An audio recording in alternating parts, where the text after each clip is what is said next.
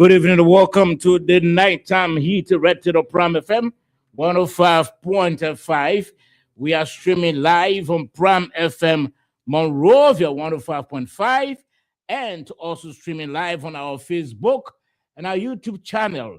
You want to watch the show online? Just tap Nighttime Heat either on your Facebook or your YouTube. And of course, you're going to watch the show online. We wanted to share tonight live video. The program promises to be very, very interesting. I know our panelists are coming in gradually.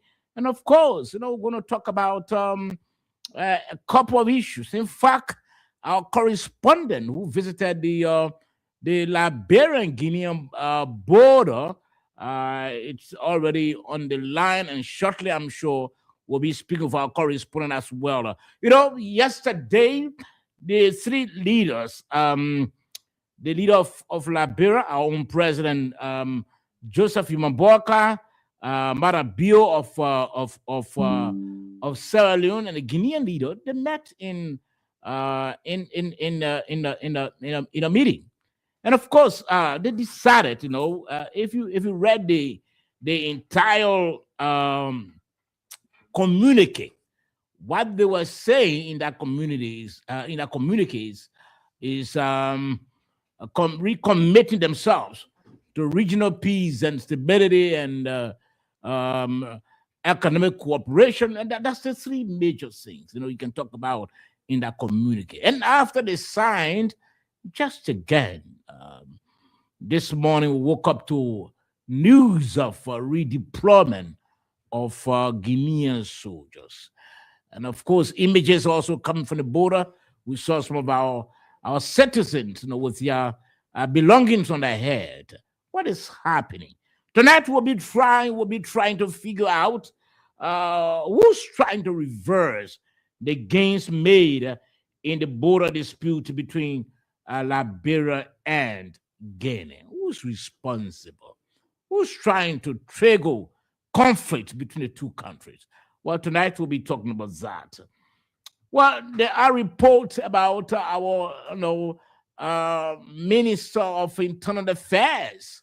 They linked to what is happening. There are a couple of online news stories. In fact, even on the radio as well, about the involvement of our Minister of Internal Affairs. Well, today I tried placing calls to talk with him. Place calls, but his phone rang endlessly. No response. We don't know why. Well, we're going to talk about that as well. Why did the Liberian National Police release Sam Jackson uncharged after keeping him behind bars for 48 hours? Sam has been released. I saw a video driving him home, along with his lawyers. He has been released. Why? Is the police saying that in 48 hours, in 2 days, it could not, file charges against Sam Jackson? Why did the police release him? Well, we're going to discuss that as well. My panelists join me. We'll talk about that. Again, disabled community members took to the streets today, demanding government's attention to them. Well, we saw them, and of course, they went to the Capitol. They went there with a petition asking the lawmakers to intervene on their behalf. Group of disabled people. We'll talk about that as well. It's Montserrado County Representative Yeke Koluba. Koluba's comment or his statement about the border issue, does it sound nationalistic? Does it sound patriotic or unrealistic? We talk about that as well. And then on the margin tonight, only one story. The presidential press secretary, Kula Fofana, released a press statement announcing the departure of our president to the meeting in Guinea. But in that press statement, how she wrote it, how she didn't read it, he has packed public debate about some of the words that you used in the release. We're going to talk about that as well tonight. Let me try to welcome my panelists who are here for now. David Benedictus, Rasmus Nambo Tabo, welcome to the program. Thank you, Sabo. I think I need to be awarded for always being the first person to arrive here. I'm punctual. I believe in time. Rest assured, during the anniversary of the nighttime heat, we'll make sure to get to a gift for that, Dave. I know your other colleagues, but that will basically be encouraging them to come soon as well. Yeah. George, my namesake, welcome to the program. Yeah, thank you. So I don't know why you call coming soon when someone has come and the program has not really started where you're introducing your panelists. I expected that. Then someone say you always coming. All the time you've been sitting, what you've been doing. I expected just started. I expected that from you. So, Prince Crippler coming for you today. Anyway, Prince. Yes, good evening, Sabo. Good evening to Mr. Sandy, who is out there. We're in the diaspora. I really want to say thank you for always taking up your time to be with us. So that was our technicians behind the scene. Look, we'll be having some challenges. I know they're picking up very fast. We've seen a lot of improvements. We want to say thank you. Mr. Tagbe, thank you for coming soon always and sitting, even though the show has not started. Maybe you can get one be looking at my man talking. Yeah. Okay, so gentlemen, thank you very much for coming. Let me welcome Moses Sandy. Sandy is in the diaspora. Sandy, welcome to the program. Thank you. Thank you, Sabot. And let me say hi to my colleagues, Mr. David Tagbe, my brother, Mr. George, Kennedy, our crew. Without the crew in studio, it makes it difficult, for us to do what we do. And thank you too, Sabot, for the coordination. Working this, it takes a lot. It takes a real commitment to get it to where it is. So I want to say thank you and thanks to our many viewers. And quickly to my brother David Tagbe, he said he need to be awarded. Well, look, Mr. Tagbe, when we talk about showing gratitude, we don't demand. It's something that comes from within. so the people will recognize it. So, oh yeah, this guy's doing a remarkable job. On a more serious note, so we don't go asking for it.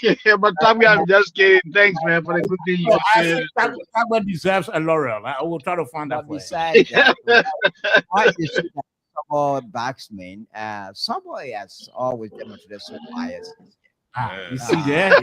The first thing is that whenever I come here and I say, oh, Moses in the diaspora, Prince Crippler, someone say I can be usurping the function. But I just heard George Kennedy extending greetings to Moses. Okay, moving forward, George, are banned from doing that. Likewise, Moses, moving forward, you are banned from doing that. So George is not usurping.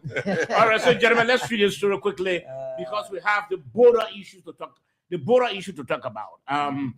It will take a lot of time tonight. We'll have to talk about that. In fact, we'll be speaking with our correspondent who's currently at the border. He'll be speaking with us. I think he visited it late this evening. We'll be speaking with our correspondent to give us an insight to paint a clear picture of what's happening at the border. Just less than 24 hours after the Guinean, Liberian, and Sierra Leonean leaders met in a meeting and, in fact, signed a communique. But let's discuss this story quickly. This only story on the margin regarding the presidential press secretary, Kula Fofana's press statement. I don't know whether many of you saw the statement. The statement was released on March 16, 2026, I think, announced the departure of our president to Guinea. But since the statement, there has been some mixed reactions about the way she wrote the statement and some of the things she said in the statement. Let me just look at the line that many people are making reference to quickly. I think that's the third paragraph, if I'm not mistaken. Okay. Recent incidents in the Solomba area of Foya District, Lofa County, have raised concerns among residents and local authorities following reports of confrontation between Guinean soldiers and Liberian civilians near the border. Local sources indicated that that tensions intensified after Guinean troops crossed into territory claimed by Liberia near Solomba, a border community in Lofa County. Now, gentlemen, the argument is that she indicated in the press statement that Liberia is claiming this parcel of land, and her critics believe, or some academicians believe, that she should have indicated that it's an area owned by Liberia instead of using the word claimed by Liberia. David, you've been in the profession for quite a long time. Let me begin with you. And the word claim is inappropriate. You know, in the way she uses in the way she uses it is inappropriate, because the fact of the matter is that, look, claim meaning that it is not for you, and you are demanding it. You know, that's what the word claim means. He claiming the land. I mean that the land does not belong to Liberia, but Liberia is claiming it. So I agree with for critics who are saying that, who are maybe, you know, looking at her wrongly, because the word claim is not applicable in the case, because as far as the borders between Liberia and Guinea are concerned, Liberia has her own side of the border. Guinea has its own side of the border. Whoever encroaches on the other's land is the one who is provoking the situation. Whether, I don't know whether it's Liberia that encroached on the Guinean territory, or Guinea has encroached on our territory, because I understand the Guinean soldiers, they crossed over and hoisted their flag, right? They hoisted the Guinean flag, not hosted, but hoisted the Guinean flag, and so the ordinary Liberians near the border resisted, and that exacerbated the tension that arose. So I agree with those who are critical of Kula Fofana. She must have met well, but the word, she did not maybe critically look at the word, you know, what it implies, the word claim, what it implies. So I agree with those who criticize. Okay, so let me leave you there. Josh, let's hear from you. What's your reading? Yes. Look, her critics are right. She's been doing well. I know she's not a journalist. You know, I know she came from completely, I don't know if she's a journalist. I think she came from completely different backgrounds. And, you know, so we expect that someone will be there with her that will look at some of these things. I don't know if that is happening. If it is a veteran journalist, Anthony Caselio, I don't know whether he's there looking at these things, because if Liberia, the executive mansion is releasing such statement, it's further indicting Liberia that Liberia doesn't own. The Lambo is claiming. Trying to claim that. So you think the Guinean authorities could feed on this, could maybe say, well, but even Liberia itself knows that the land does not belong to. They could try to claim, to hang on this, but without having a legal basis, because the 1882 treaty revised in 1907, revised in 1926, clear. You know, I did a lot of research over the weekend on those things, and I saw now. Do you think? Let me ask you.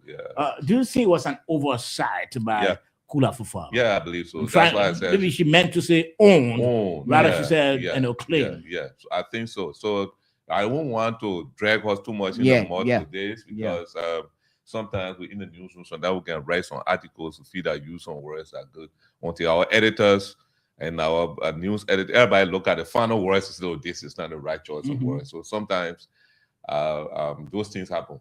Now, And- Moses, but from the end of the executive mansion, Moses, especially the seat of the presidency, the era of that nature where if communication comes from there, it should be properly well looked at, because whatever is communicated to the public is what goes and what the public believes as well. Moses, do you want to agree that Kula, it was an oversight on the part of Fofana? Well, yes, I agree that she was in error, but let me say this, just to buttress the point that you made. Mhm. Any communication from the office of the press secretary should be beyond reproach. Any communication from the Ministry of Information should be beyond reproach, because we consider them to be the experts when it comes to government communication. So if you are press secretary, a lawyer, you claim, when someone claims, the literal meaning of the word claim is that you say it is mine. It is mine. You're taking ownership, but that ownership has to be what? Proven legally. That's what it means. When you claim something, it can be a battle between two persons. You say, hey, if that is mine, the other person said that is also mine, and the both of you go to court to establish legally who owns it. In this case, if she had used the word claim to say the border town being claimed by the Guineans, then it would make a lot of sense. Yes, of Yeah. course. Claim would have been applied, would be applicable to the Guineans, because it is the Guineans who came and Yeah. hosted their flag on a territory that before you and I were born, hundreds of years ago, our people have always resided over there. So for someone who is the spokesperson for the office of the president to erroneously say that Liberia is claiming, I mean, I beg to differ. I don't want to pull her down, but I think she needs to do better. She's a lawyer. Now, You gentlemen, cannot be a lawyer when you have communication problem. And lastly, let me say this. Mhm. She talked about confrontation between Liberia and the Ivory Coast. Again, I beg to differ with her on that. There was no confrontation. It was Guineans who came over and invaded Liberia. That was an They invasion. invaded Liberia. You understand? They came and took possession of our land. Our people say, hey, this is not what we will go for.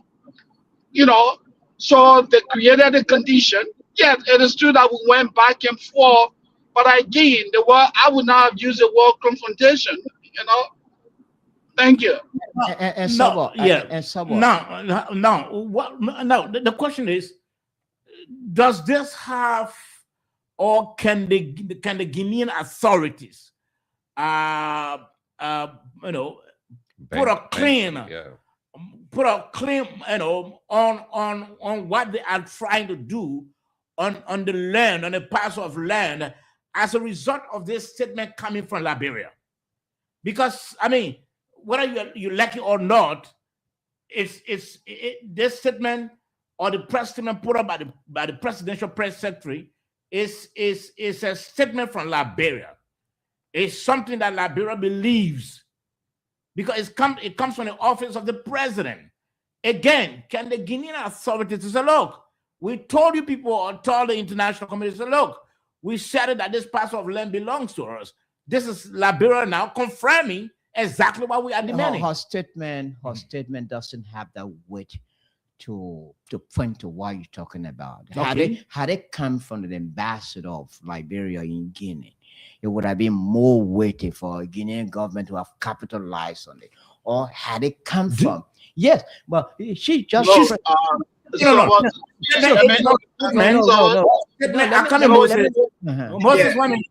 her statement, whatever statement that comes from that mansion, that comes from the office of the presidential press secretary, reflects the view of the Liberian leader. The first thing, Sabo, we have an information minister, and her position is subservient to the position of the information minister. Had it come from the information minister or the ambassador of the Republic of Liberia or Guinea? But has the minister made it would have had. I agree with that. Even the minister of foreign affairs, even the minister of foreign affairs, for example, it would have had more weight. We're not trying to rule all the. No, I'm coming. Has the minister seen the need to maybe make some correction to say, look, yes, this was a statement that was put up by the presidential press secretary, but we think she meant to say this, so that it settles, it expunges the way people think. It deletes from people's mind that look, she was not saying claim, rather she meant to say owned, rather she said claim. Yeah, look. So has the Minister of Information I agree. Done any correction of that? That's it. So let me just say something quickly. Moses, 1 minute. Okay, go ahead. It would have had more weight had it come from the Minister of Foreign Affairs. Even if it were a mistake by the Minister of Foreign Affairs, it would have had more weight. It would have had some negative impact. And the Guinean government could have capitalized on it. But the fact that it came from a low-level person at the press secretary in the president, the press secretary is not. Is that a low-level individual? It's not higher than the foreign minister. Someone who speaks. I'm coming. Someone who speaks, and people quote her or quote him. She is an authoritative source of news. I'm coming. Because not any. No, I'm coming. Not any. I don't want you to. Because whatever she says, let's assume she's holding the press conference, and she said the president is not happy about the way things are going. She said it, and stations will quote her, newspapers will quote her, and saying this is what the president said. So are you saying she's low level? Are you saying that she's low level? She's low okay, let me hold you there and go. Let me hold you there and go to Moses. Moses, let's hear from you. Look, honestly, guys, I beg to differ with my brother, Mr. Tagbe. David, the position of press secretary is a very critical position, very powerful position. This lady speaks for the office of the president, and you say she's a nobody? No, You're telling us that she is level. No, listen. No, listen. You said she's a low level. No one will pay attention to her because she's a low level. I beg to differ, sir. Media outlets globally will quote her. They will quote her because they know that whatever that comes from her office represents the office of the president. Surely. So when she makes something that embarrasses the government, don't anyone tell you, say, oh, well, she's not foreign minister. She's not minister of information.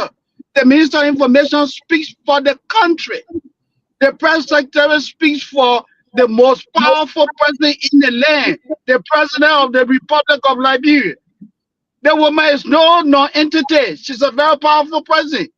Every pronouncement from her is considered authoritative. So let's look at her for now. And let me make this clarification. I want to make a clarification. Mr. Kennedy said something, George. I want you to take note of that. Mr.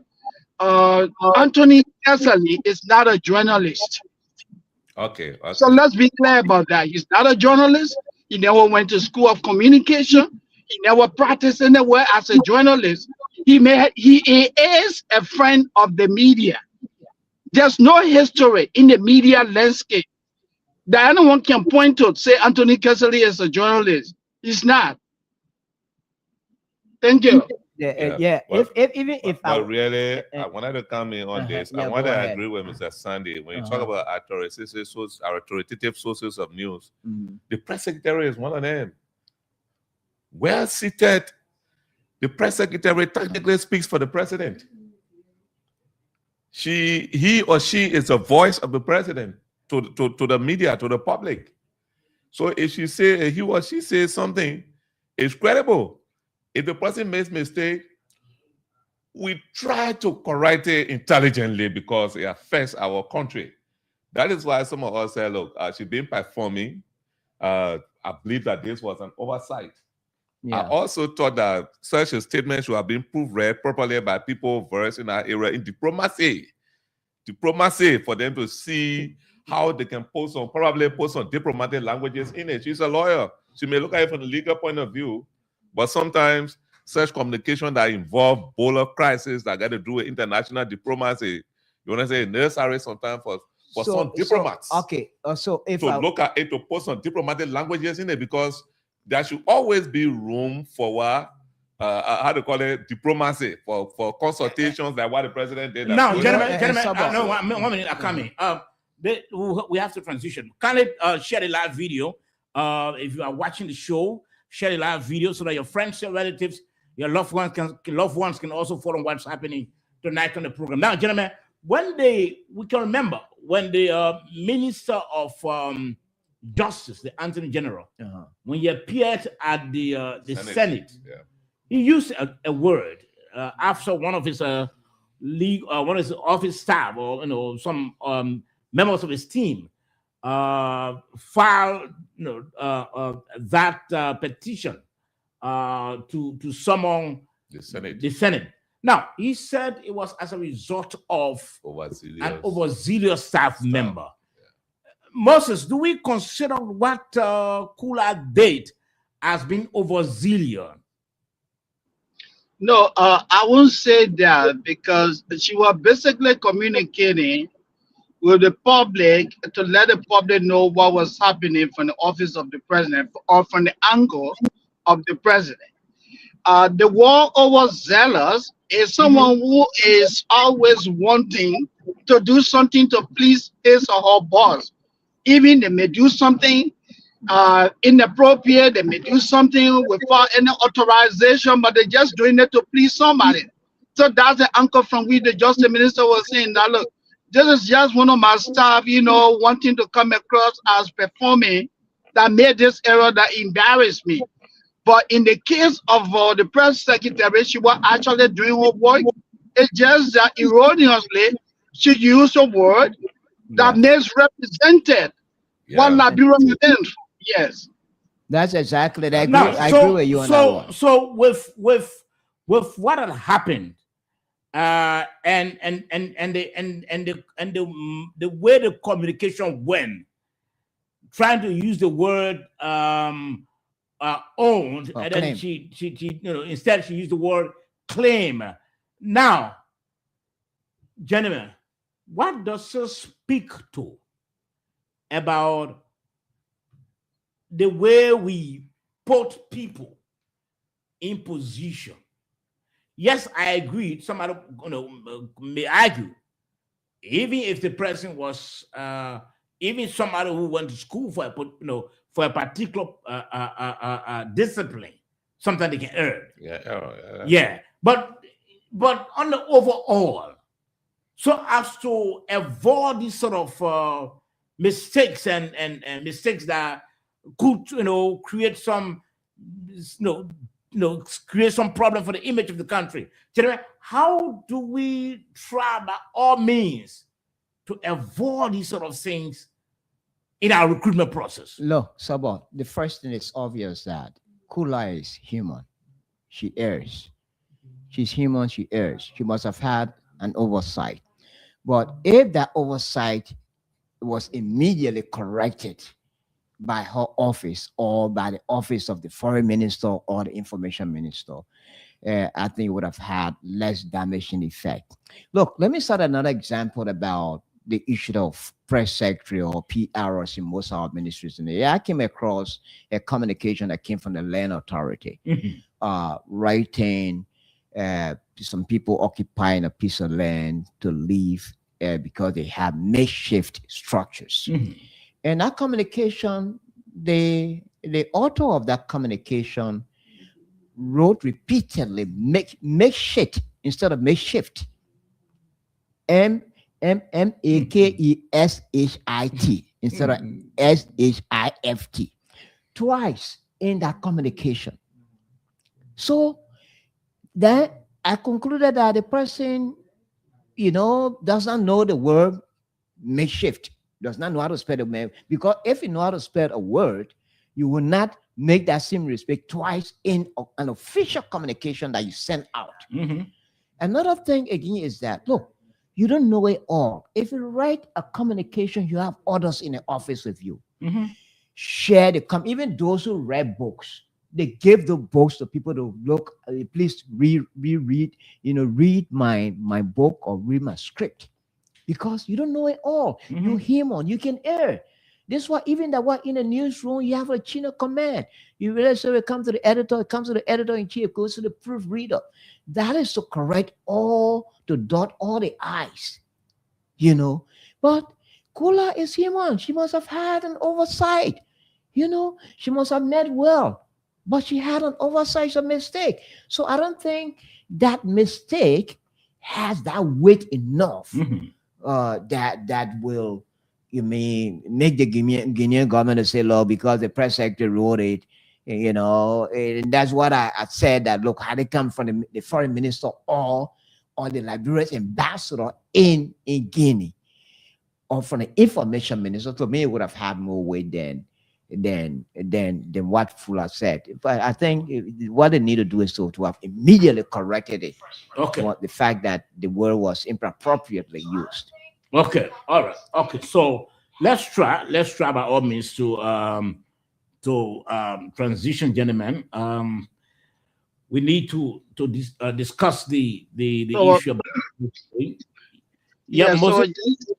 Just before you transition, I want to use this public medium to appeal to the government communication team.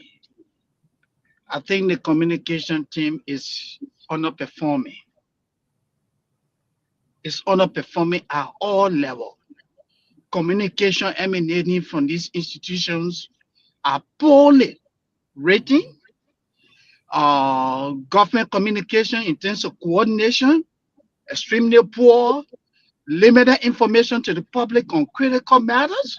Take, for example, the president had a trip to make to Guinea, which had to do with what? National security, the peace of the country. We did not hear from the Liberian government until on the day of the president's departure. Are you kidding? Where is the Minister of Information?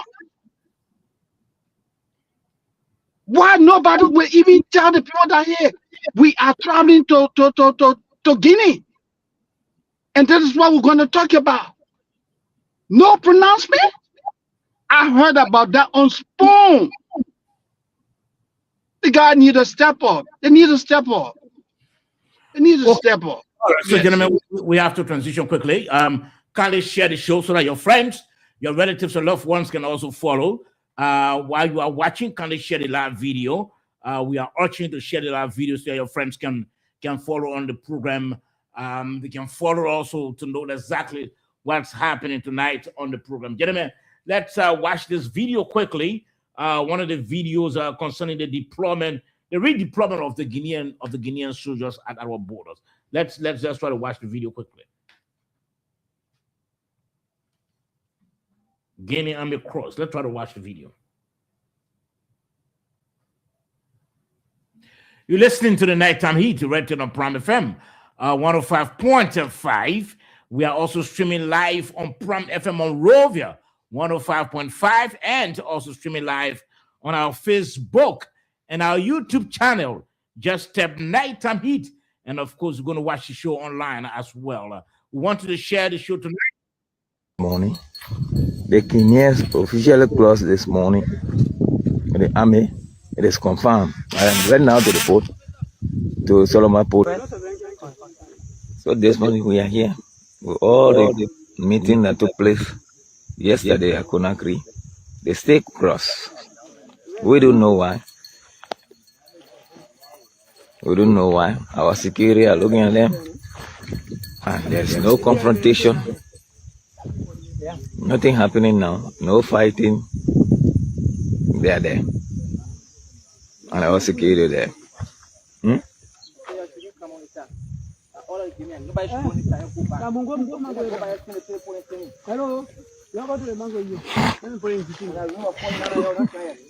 Okay, so let's pause our video and then we'll also watch the video. Guinean backup arrive. Let's try to watch the video as well. We saw in that video when more Guinean troops, were arriving at the border point. Let's watch the video. Because the number that is here cannot confront the crowd. So those soldiers are coming.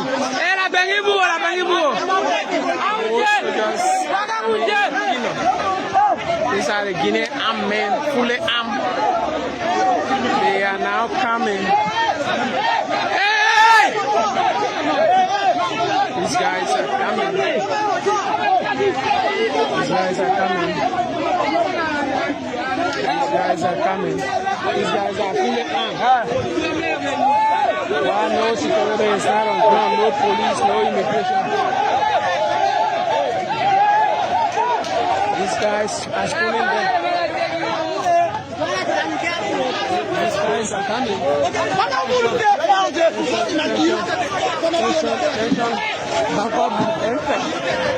Backup have entered. They are driving the Liberians away. Okay, so gentlemen, let's pause the video. All of what we just watched happened at a time our president returned from a summit, in another word, in Guinea. Our president, Madabiu of Sierra Leone, and a Guinean leader. Let's try to listen to our president return. What did he say? And then we can try to call our correspondent quickly. When our president, okay.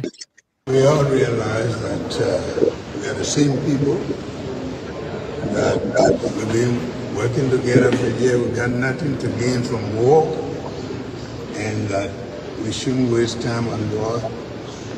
We need to be friends and have to develop our people. And we all agree on that. And that was the end of it. Thank you, Mr. President. You're welcome.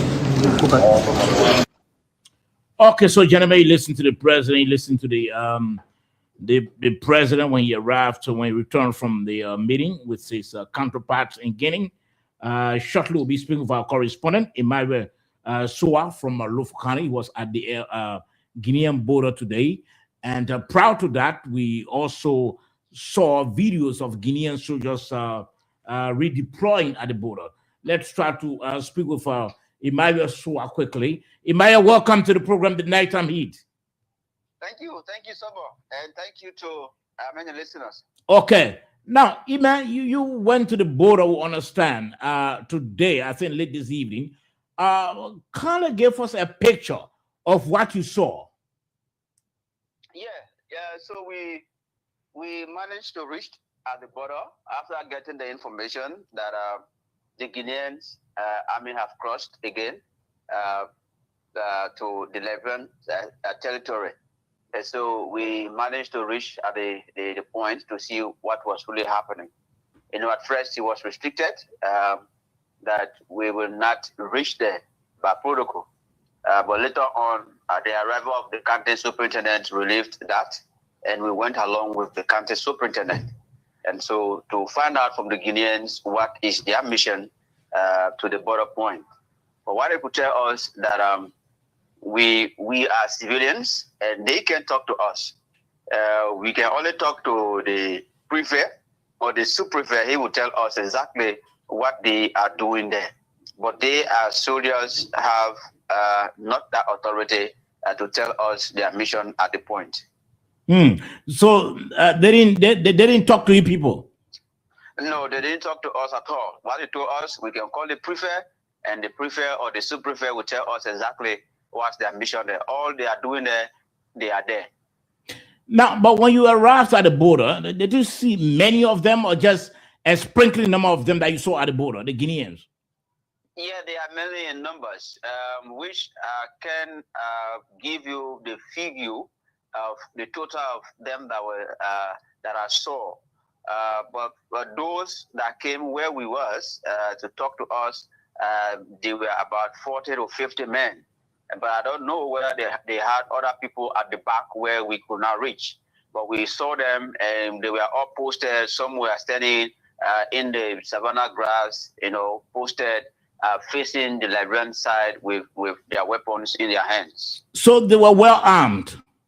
They were all well armed with AK-47 in their hands, but we did not see any other high artillery weapons besides the AK-47, except they have it hidden somewhere. Now, so did you see any member of our security forces out of the immigration, the police, or the AFL around there?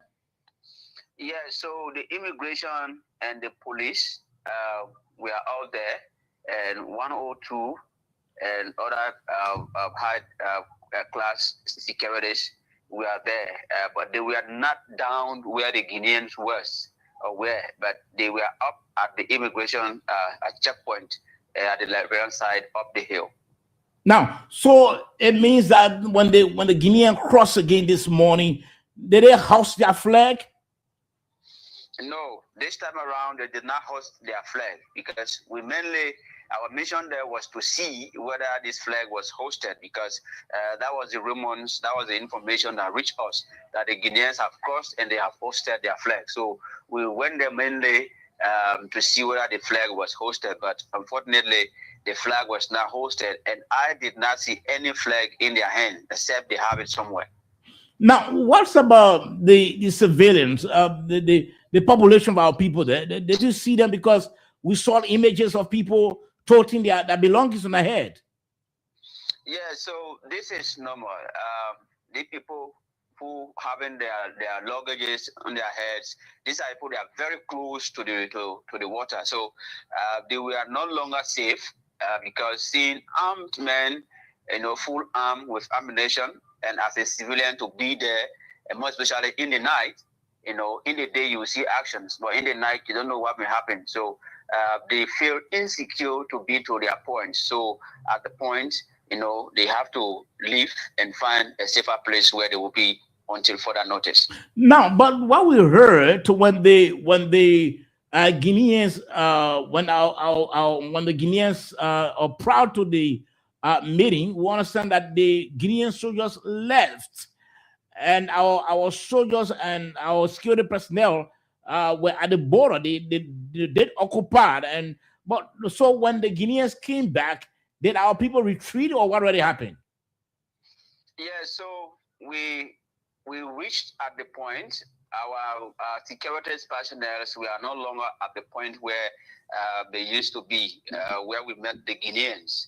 But we can't tell you whether they were ordered by the Guineans for them to leave and go up or whatsoever. Maybe they do it on their own, but we can't tell you that. But we met them in their numbers at the immigration checkpoint. Now, so what are the people saying? Yeah, I know you saw people, trying to, leave the border points, residents who are living around there. But what are you hearing in Foya and a part of Lofa, especially when the three leaders, the Guinean leader, our leader, and that of Sierra Leone met yesterday, even signed a communique, recommitted themselves to peace and stability. What are people saying? Yeah, so people are disappointed. I think this is the third time doing this.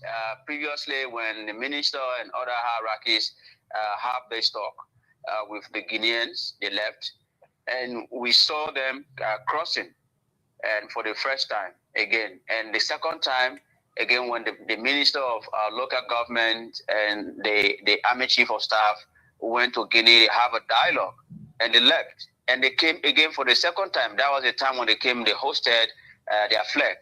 And yesterday again, we saw our president, His Excellency, Honorable Excellency Joseph Nima Boakai, with His Excellency Julius Maada Bio from Sierra Leone president, with the president of Guinea.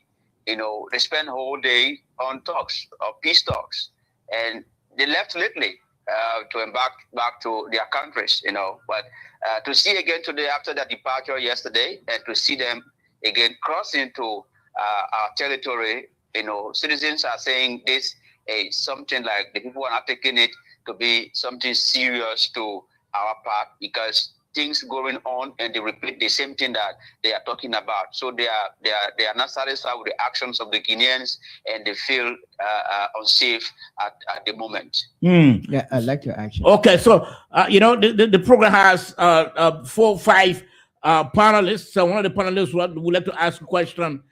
David Benedictus Erasmus Namutabwe. Yeah. So good evening, bro. Good evening. What's your name? What's it? Emmanuel. Good evening, Emmanuel. Good evening, how you doing? Okay, I'm David. So there's a cross-border trade between Liberia and Guinea. How does this latest development affect the trade, cross-border trade between Liberia and Guinea? Yeah, this is something one of those things that many are talking about. Because like today, Tuesday, is one of these days that the people will carry their goods and services to Guinea. Okay. And Wednesday is a pure market day for Guinea, and more especially in Gekedu. And so with this kind of situation, people have their oil, people have soap, people have planting, edo, you know, with other vegetables that they will cross to Guinea to sell, and sometimes exchanged in other goods to come to Fuya or Liberia to sell. And with this situation on ground, you know, we managed to talk to a few of those marketeers, of which they expressed disappointment that they don't have, you know, most of them don't have this huge amount of money to travel to Monrovia to buy their goods. Instead, they will buy all at the end of the day. They make an exchange in other items in Guinea. And so with this, it have affected them greatly. For the past week, last week, they could not make their sales to Guinea. And again, we are getting into another market week, which is tomorrow, Wednesday, and it is giving them tough time. So it is disappointing to them.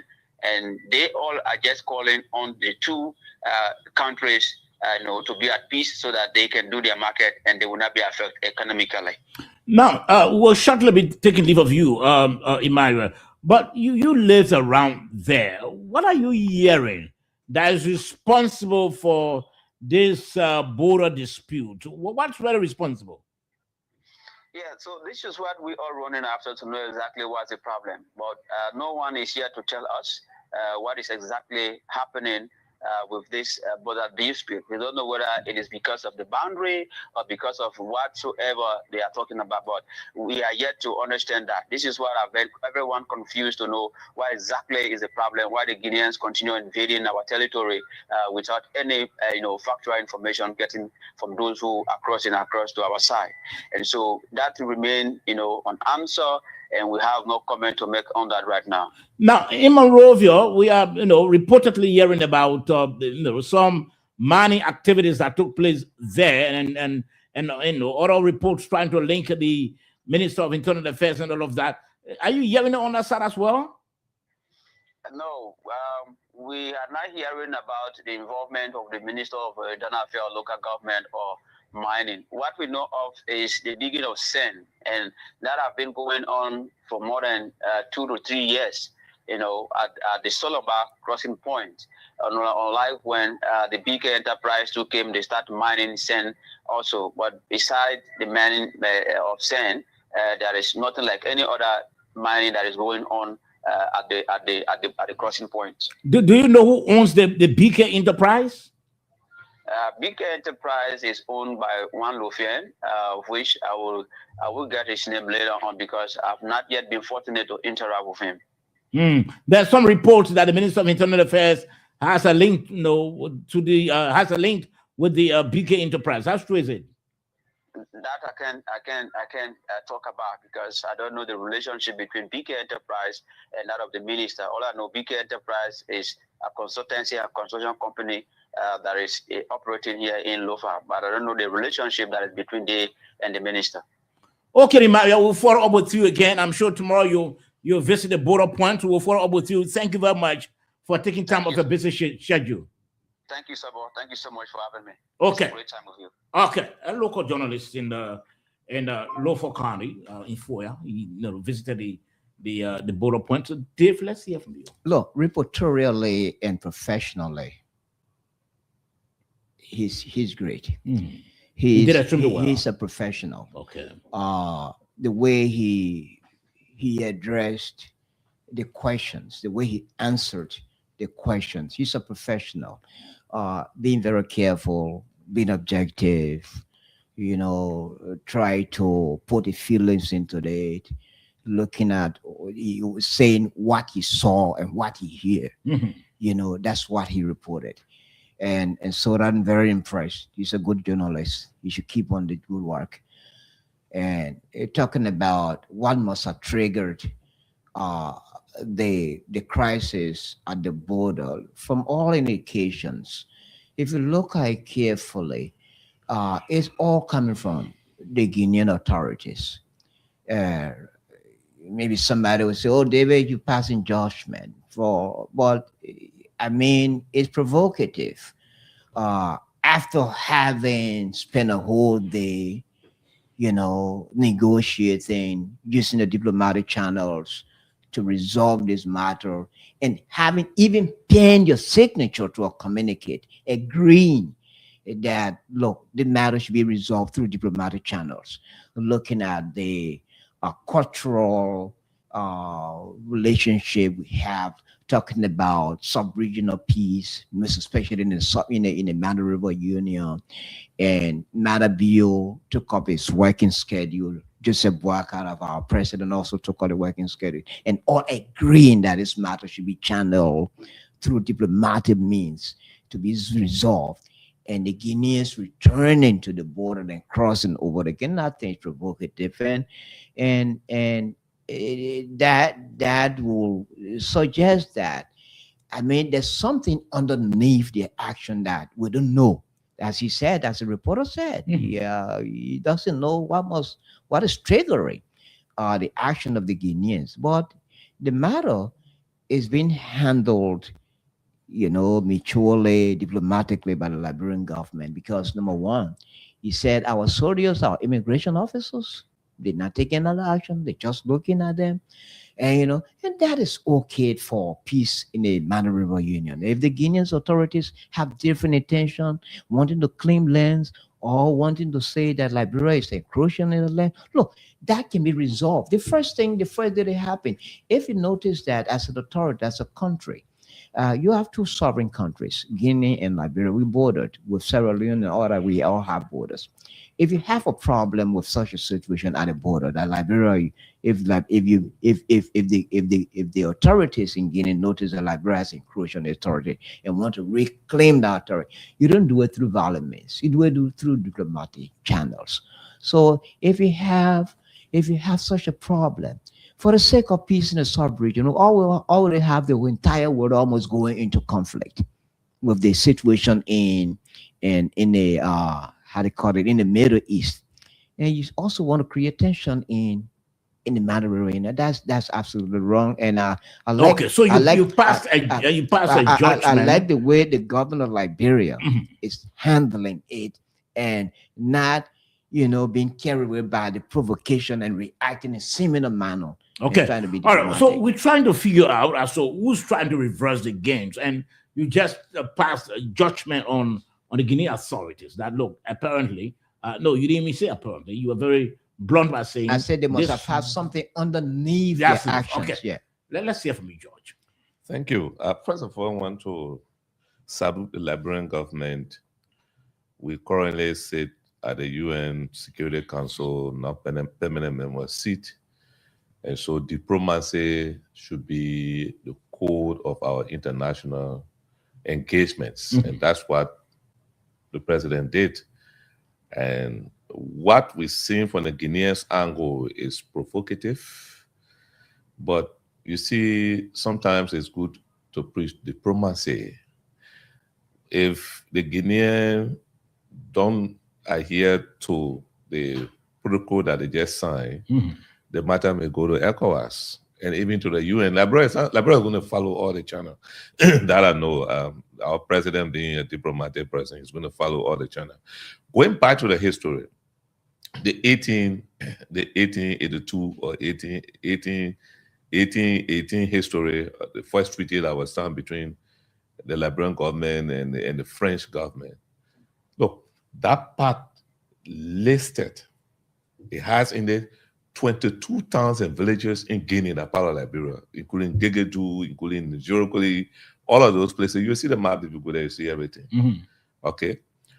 Guinea became independent in 1958. Liberia, when that violent Liberia could pull all of that treaty and claim her land, Njorokoli, and other places. Are you understand? Mhm.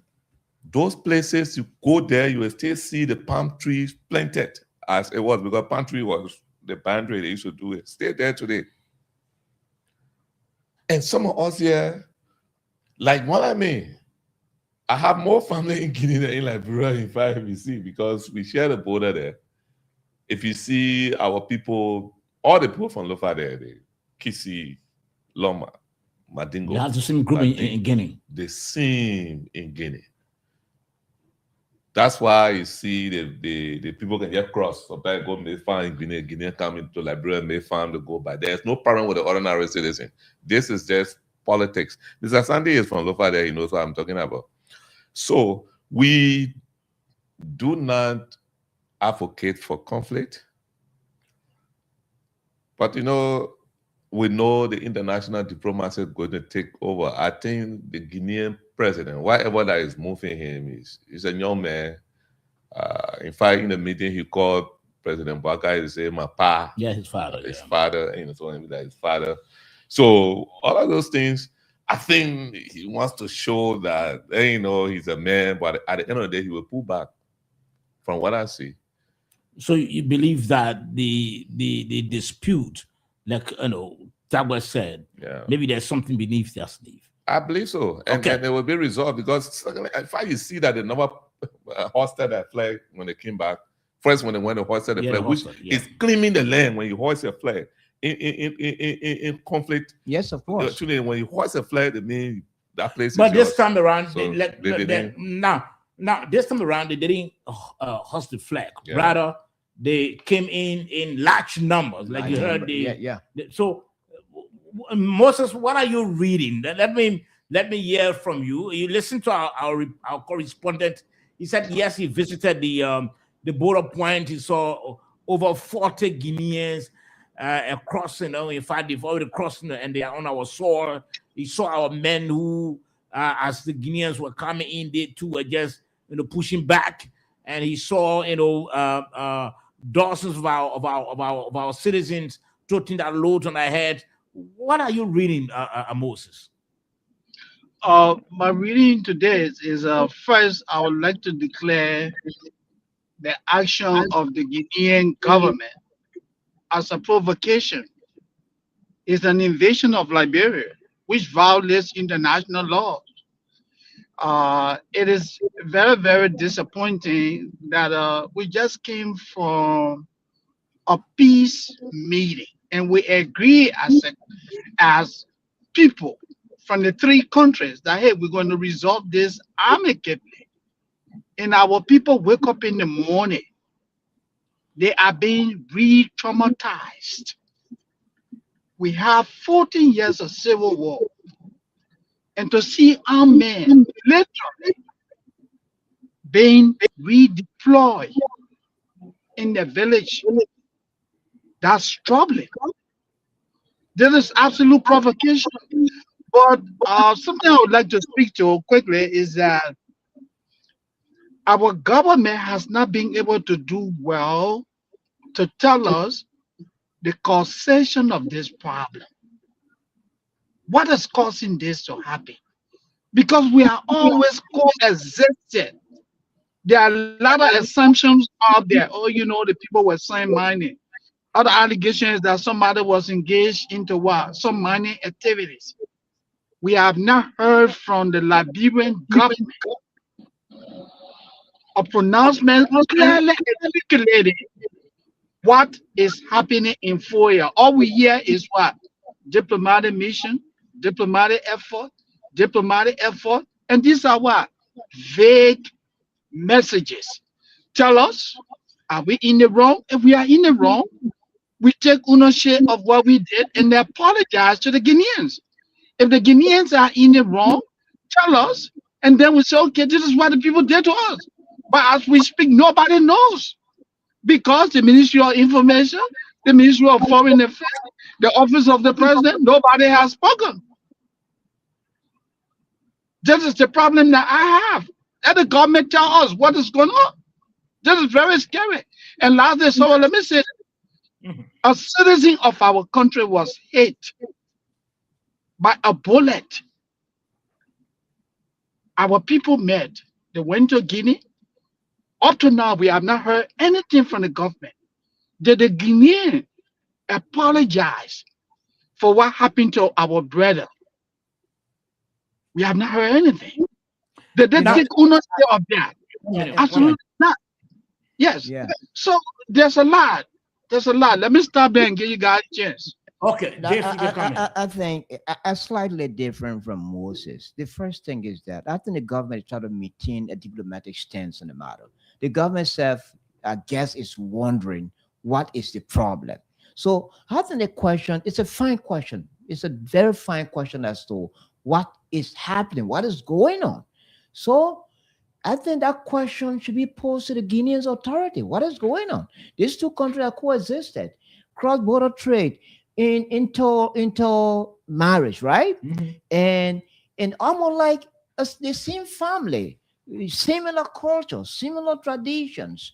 You know, Guineans marrying Liberian, Liberian marrying Guineans. We've had for long years, we've coexisted. So what is going on? So that question belongs to the Guinean authorities and not Liberian authority. But I guess the Liberian government is maintaining a diplomatic stance, and that's what President Walker had to visit Guinea. Had it not been the case, I believe the President Walker would have instructed as a commander-in-chief of the armed forces of Liberia that if the guys cross, you're engaged them. You're engaged in the same way they cross it. So had it been some arrogant president, undiplomatic president, he would have given us commander-in-chief, would have given our armed forces, if the guys cross, you're pushing back. And in pushing them back, what would have happened? Violence, or the matter would have escalated instead of being de-escalated. Now, but do you agree with Moses? Moses, that's my disagreement. Do you agree with Moses that the government is yet to tell us as to what is happening? Because Tabwa, yes, I agree with you that the president could come up tomorrow morning and instruct our army or our security personnel to engage the Guinean soldiers, but the citizens are not being told.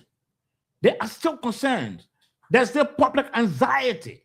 You heard about our citizens today fleeing from the border because they saw a huge number of Guinean soldiers trying to come in. You just listen to our reporter from the border. Don't you think that the government is under obligation to say, look, come on, citizens, this is something that happened? In fact, you heard the question I posed to the reporter, our correspondent, about what do they think is happening? What has triggered this whole border crisis? And he said, well, ourselves around here, we are not aware. We're still trying to find out. And then also they're asking about this whole link of the Minister of Internal Affairs to some money. And he said, no, we have not heard. But in Monrovia, our local dailies are reporting that the Minister of Internal Affairs is linked. So if there's anything that we don't know about, don't you think our government is under obligation to tell the citizens, look, this is what's happening, for which Guinea is still around our border? The first thing, look, let me do a disclaimer that, look, I'm not a spokesperson of the government. But certain time, as ordinary citizens, the way we would expect the government to be run, for the government or for the president to run the country, and just speak all of a sudden when something happened, he speaks immediately. And if he doesn't speak immediately, as you'd expect, then the government is silent. That's wrong. If the government were insensitive, I don't think President Walker would have taken the time to go to Guinea. Because the government is concerned about the welfare, the security of the citizen, and even peace in the sub-region. Nobody is talking about insensitivity at that way. Well, if you say the government not speaking, like Moses said, yesterday, no, I'm not disagreeing with Moses. coming. He has a good point. Let's try to call a spade a spade. Yeah. Our president joined the Sierra Leonean and the Guinean president. Yeah. They went to a meeting. Yeah. In fact, they signed a communique.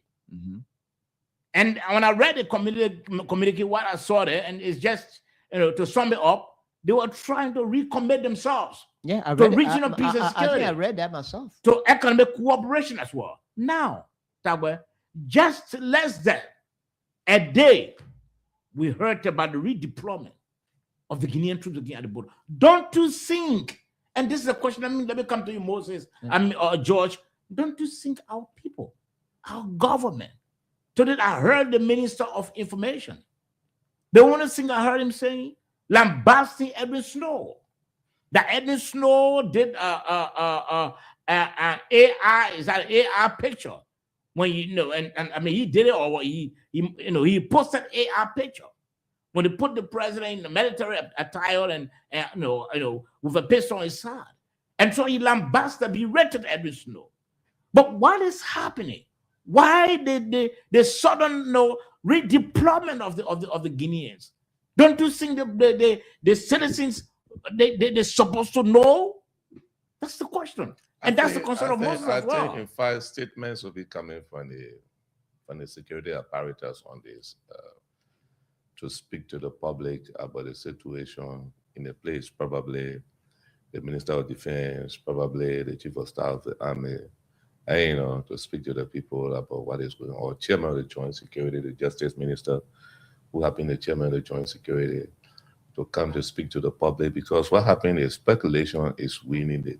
Speculators are winning the day. I mean, this type of media thing at the border. See what our correspondent said tonight. I mean, he gave us clear picture that even allay the fear that some people who listen to us, to listen to him tonight, had. They got some of the media institutions, online institutions. If you see some of the AI photos that they have of Guinea helicopters going this and that, deploying troops all over. I mean, the government, they got to speak. They got to come. This is not about berating Edwin Snow. No, I agree, it's not about Edwin Snow. I agree. The Minister of Information should be telling us, look, yes, our president went to a meeting, they signed a communique, but again, the redeployment of the Guinean troops, we're trying to find out, or this is the reason for which it happened. Yeah. Let us know. So because there's public anxiety, the public is concerned. We don't want the AI journalists to take over the actual government PR in this case, because if you allow those guys to take over, someone who just returned to the country, a very lousy lawmaker, came and starts doing all. We'll talk about that later on. So those kind of things, we don't need it. We don't need those kind of. We need to hear from authoritative people who run the government, to speak to their citizens. So people want to listen to their government. Now, before we transition, and this is my disappointment in some of our citizens, some of those who are doing AI pictures and trying to create fears and trying to again refresh the memories of all of us who went through the war years. Look, we are not doing well for our country. Anything that sparks where today the Guineans decide to say, look, we're going to take over Foya. In fact, we want the entire Foya.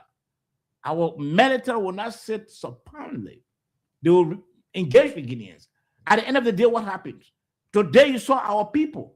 That just refresh all of us memory when we all were toting our belongings, trying to find her out. to know what happened to our people there. So it's unfortunate, Tabwe, for some of our people to be promoting. Yeah. To be promoting Was the idea of those who war. call national leaders. And No. really, I want to use this platform. Let me speak to one person, right? Comrade. It's unfortunate. Yeah.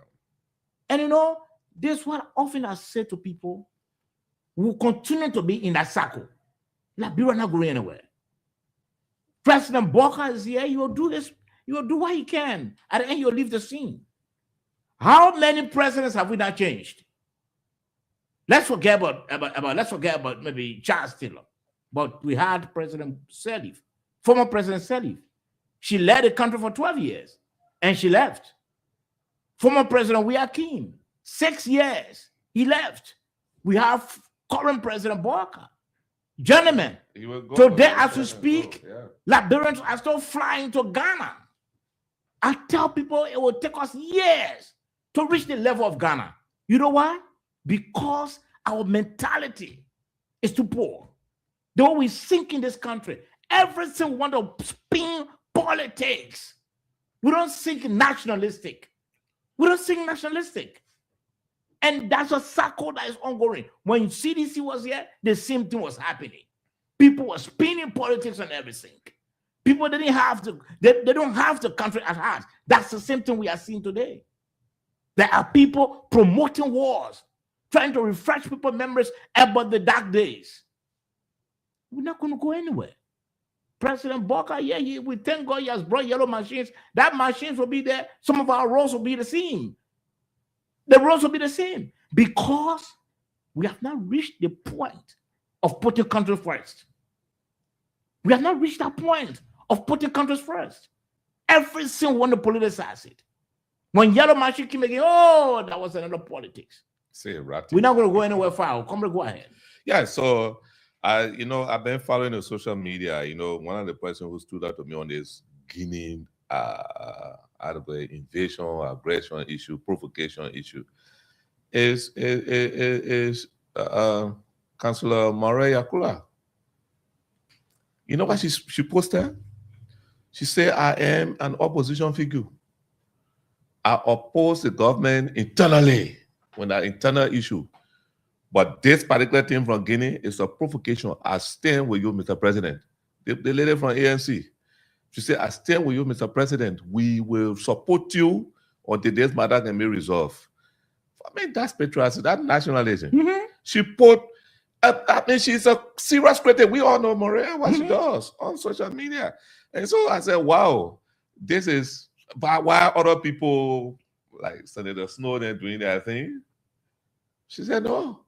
She criticized them. She stood for her country. She said this one. And that's nationalistic. Yes, it's about right, gentlemen. But someone before transition.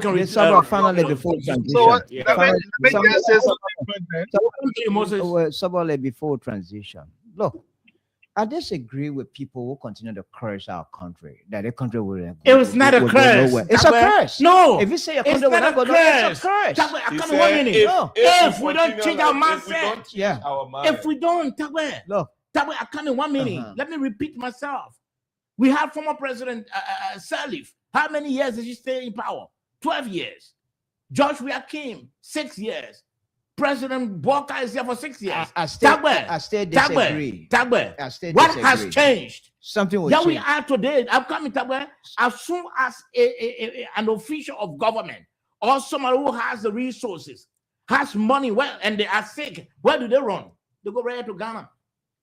Why are you saying they can't stay here to get medical care here? They go to Ghana because Ghana is far sophisticated than Liberia. Ghana is progressing than Liberia because our mindset that way. Until we can work on our psyche, this country will not go anywhere. Everything we politicize it. So long Tagba is somewhere and I'm not there, I want to pull Tagba down. Yeah, I agree with that. I want to pull Tagba down. I agree with that. So we'll continue on that. The language I hate to hear is that the country will go nowhere because of our mindset. Because a few people are narrow-minded, they're unnationalistic. The few people, listen, the few people are coming. The few people got followers. Don't you know that? In fact, the AI picture you saw, There were people celebrating those who posted an AI picture. Sabo, I stand my ground that the country will go somewhere. Okay, we'll try to transition. And I come in 1 minute. Also, yeah, but we have to change our minds. We got to change our minds. I agree with you on that. Sandy, quickly, let's hear from you. Yeah, quickly. Let me just say something, guys. This is what I would like to say. To solve any problem, you need to know first what is the causation of the problem. Mm-hmm. If you do not understand what is causing the problem, every other thing you do is what we call putting the band-aid over the problem.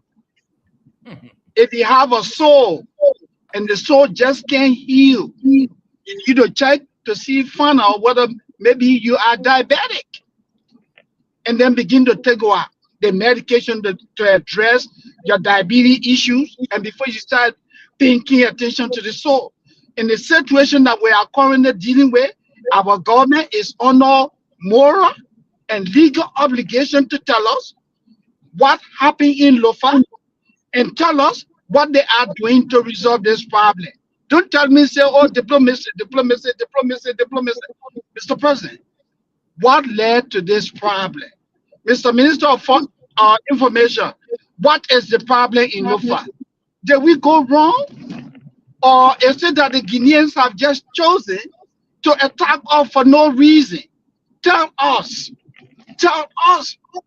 And this is what the government has not been able to do. That's why, like you guys said, hearsay has taken control of the airwaves. Speculation have taken control of the airwaves because the people in authority are not telling us what actually happening in Lofa or what is happening in Lofa. That's the only way we can solve this problem. Tell the people the truth. Okay, let's try to transition now. Let's try to transition, gentlemen. I think we've sufficiently dealt with the issue, concerning the border crisis. We spoke to our correspondents. Again, listeners, viewers, kindly share the live video so that your friends, your relatives, your loved ones, your partners can also follow what's happening tonight on the Nighttime Heat. That's your only unboring talk show. It's just for 2 hours, 30 minutes. And of course, we are out of here. But we discuss sensitive issues. Our panelists are well-versed, Our panelists are very incredible. They do justice to the discussion. Okay, gentlemen, let's try to listen to the police press statement. Now, first, before we can listen to it, the police a few days ago arrested Mr. Sam Jackson. We all refer to him as Liberian economist. In fact, we have interviewed Sam Jackson on this program for more than 2-3 times. And his arrest followed the death of his wife. Initially, when the police did the investigation, the police labeled him as a person of interest. And that continues until after a day, we heard that the police elevated that person of interest status to a suspect. And I know the police might have had some cogent evidence for which the police thought that he was now a person, he was now a suspect and no longer a person of interest. Sam was arrested and 48 hours expired today. In fact, we heard reportedly that the lawyers of Sam Jackson were preparing to file in for a habeas corpus, right? That compels for the living body of a client to be brought. And so while that was in the making, the police decided, because the police knows that he has spent 48 hours behind bars and he needed to be either charged or released, because up to 48 hours, the police could not, really, come up with the charge. So they had him released today. I hope we got a video there. Hoping that they hadn't released to them. Now, today or late this evening, the Inspector General of the Liberia National Police, Gregory Comer, held a press briefing. Let's try to listen to Gregory, what he had to say. Honor the law. The investigation is ongoing. The autopsy has been conducted. Further analysis is being done. So hopefully within the next 72 hours, we should have all of the results to inform the action that will be taken as it relates to the findings of this investigation. So that's where we are at the moment. If there's anything specific that anybody would like to know, you can ask the question and I'll be willing to answer here. I have with me DIGP Simeon Frank. He's the Deputy Inspector General for Criminal Investigation. So just in case you ask something that he would like to, because it's in his shop, so he could throw more light on it. So thank you. Who's going first? Thanks a lot, IG. A lot of people are concerned. It's been a couple of days since the investigation started. Liberians are concerned as to where exactly are we in investigation, especially now that Mr. Jackson is out. A lot of people want to know as to how long he's going to be out as well. Well, like I said in my intro, within the next 72 hours, we should have sufficient information to make an informed decision as per the outcome of this case. So the autopsy, the official autopsy has been completed. Like I said, there's more analysis being done, there's more testing that is very, and the information from the testing is very crucial for us to make an informed decision as per what steps to take on that. But we can promise you all that we will be officially updating you. At this point in time, Mr. Jackson is released to his lawyers. As soon as we have additional information on what next to be done, it will be communicated to the public. So how soon do we expect to receive the full autopsy? Well, I can't tell you how soon, because what if the doctor comes back and says he wants to order a toxicology to form a part of the report? That will require it going overseas for further analysis. So for now, that crucial part that we need to make an informed decision can be done here. So within the 72 hours framework, we should know. But if toxicology is required, we will have to send it out of the country as well. Ajay, has there been any restraining order placed on Mr. Jackson, the issue about new SA Republican? Well, at this point in time, there's no restraining order, but as part of Mr. Jackson's commitment that he will remain in the country for the investigation, he, through his lawyer, surrendered all of his travel documents to the National Police, and he will be in touch with the police throughout the time of this investigation until we reach a conclusion. So Mr. Jackson will not leave the country. And his lawyers are guaranteed that. During the early season and the driver, the both domestic workers were brought in. Where are they? Are they still in police custody, or have they been released? Yeah, you want to take that? Yeah. We brought them in because of part of the household in which the incident occurred. We spoke with them. They were not suspects. We needed to talk to them as persons of interest. So, as the investigation unfolds, if there are any culpability determined in the partners, we will be charged to court recorded as anybody who will be culpable in our investigation. If there's any sign of culpability. So I want to know, how is the police ensuring transparency in these investigations? Just yesterday, right here talking to you, answering your questions. I mean, being very open about we have nothing to hide, and that's why we're here to speak to you. That's a part of what transparency is. In addition to that, at every stage of the investigation, there have been All those that we've been talking about have been represented by lawyers. So that's part of the transparency. So this is not a Gestapo operation. There's no secret about it. This is open, transparent process that's ongoing. Okay, the legal team. All right, so gentlemen, that was the Inspector General of the Liberia National Police holding the press conference this evening. Tawa, let's begin with you.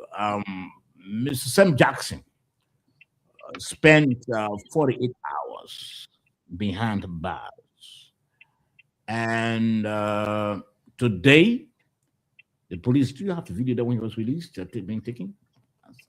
Okay, let's try to find a video when his lawyers were taking it home. Let's try to find a video quickly so that we can play it for our people to see, and then we can talk about that as well. You listen to the Nighttime Heat, rated on Prime FM 105.5. Listeners, viewers, can you share the video, share the live video so that we can, your friends, your relatives, your loved ones can also follow on what's happening tonight. Let's watch it.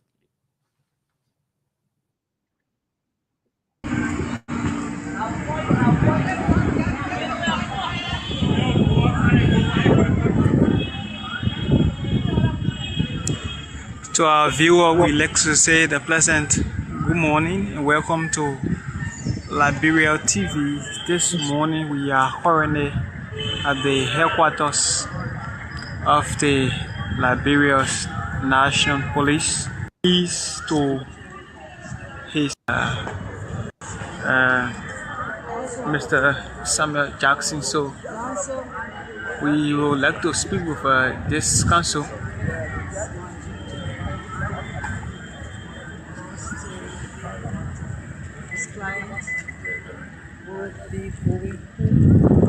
Good morning, Council.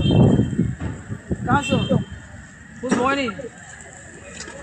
Yeah, we just saw you with your client going this morning. Why is he left the police station? What happened? Well, the police has put him in our custody. Okay. So where is he going? He's going home. He's going home. Has he been charged? Not our knowledge. Okay, so that vehicle in right before our camera. Why is he left the police station? What happened? Well, the police has put him in our custody. Okay. So where is he going? He's going home. He's going home. Has he been charged? Not our knowledge. Okay. All right. So that vehicle. Let's pause there. Now, the government just breaking news. The government has just released a statement, trying to provide update on the situation in Guinea. We'll come back to that. But now, Dave, like I said, again, let me announce that the government has just released a statement providing updates on the situation in Guinea. My colleagues were all concerned that the government was being tight-lipped. Now that the government provided some updates, we'll try to read that in totality after the discussion. Gentlemen, Dave, today they released Sam Jackson. The police just had a press conference. I don't know whether the word release. I don't know whether the word. Yeah. Someone, I can't. Please, I beg you. I'm just asking for an excuse. I want to leave. I have an emergency, so okay. I'll be with you guys tomorrow. I apologize. Okay. Go ahead, Mr. Tom. Okay. No, yes. Well, the word release, I don't know. Maybe journalistically implied, but legally, I don't know whether that is the appropriate word to use. If you say release, we mean he's left off the hook. No, he's temporarily released. He's given to his lawyers. He remains on a hook. He hasn't been released. He still remains on the hook. He's temporarily released. That's the. But the fact that okay, let me agree with you. But the fact that his traveling documents, he still remains under the spotlight of the police, the law, to mean he stay a suspect under the law. Mm-hmm. And look, in fact, the way the police or the government is handling the case has absolutely dismissed earlier claims by critics that because of his critical stance on the government he was being haunted by the government. Now here's the same government following all the procedures required under the law to make sure that he's charged appropriately and not charge him horribly for wanting to be charged because he was charged. So I think there's some. Is it okay now? It is now. Yes, now. Yeah, it's because he has you twice. nothing. No, it's from If- they said there. Okay. Well, why you touch again, producer? Yeah, so It should be okay now. I think it's okay now. So okay now. The fact that he has been led to him. I mean, there was a journalist asking about how transparent the matter is. No, About- now the question is Yeah, and this is the question. Yeah, what's the question? Why, in 48 hours, why the police could not charge him? The director. The director answered the question, but perhaps there's no probable cause to charge him now, and he will be charged later at the appropriate time. So you see, earlier we were talking about why the Liberian government hasn't released a statement on the Guinean authority or the situation in Guinea. Now the government. The has reason released a why statement. people are Now, concerned. so One minute. I one know minute. people are anxious. 1 minute. People are anxious. Okay, go ahead. The reason why people are concerned as to why in 48 hours Sam Jackson was not charged, either with negligence or with homicide or with murder or whatever. The reason why, because of the way and the manner in which the police approached him. You got to tell me, my brother, man.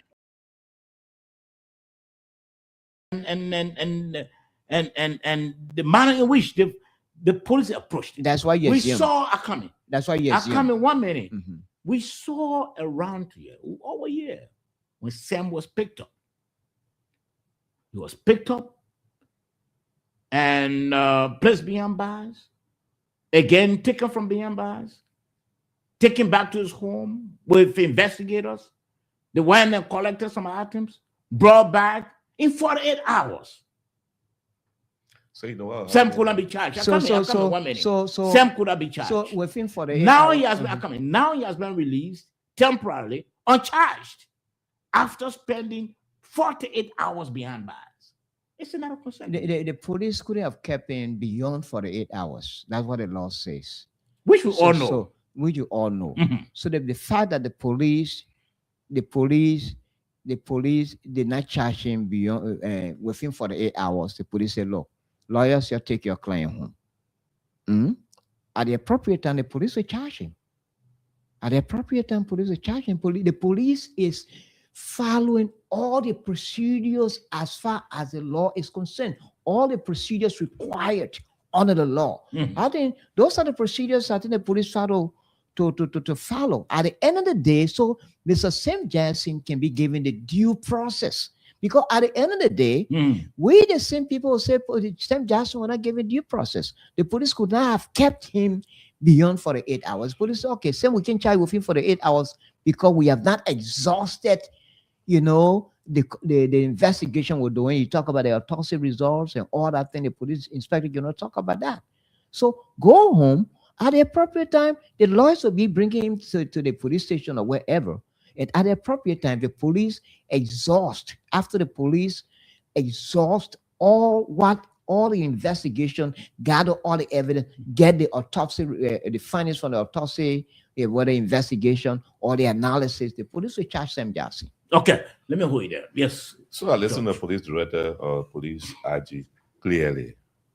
He said, and I quote, the police, the inspector is expected to get the first or adequate resource On for autopsy. the autopsy inside of the 2 hours. The law says you cannot detain the man beyond 48 hours. if you had detained Sam Jackson beyond 48 hours, that would have been a violation. He would have violated. He would have been claiming his rights. He would have won the case. He would have stood on it to win the case. So the police was very smart to use the law. Saying the man said 48 hours, we release him, but he still remains a suspect, as a suspect whose charge sheet is yet to be prepared. There should be some tangible instrument for that person that will remain. Number one, lawyers, credible lawyers must sign for him. Two, all his travel documents must stay with the state, the police. And that's all it's done. Sam gone home worrying as to what the autopsy results will be like. At the end of the day, even if they go to court, he will say he won't do autopsy. They will stay on the mind that his lawyers will cover that. We will still expect another autopsy by his own calling doctors that he may want to bring during the trial.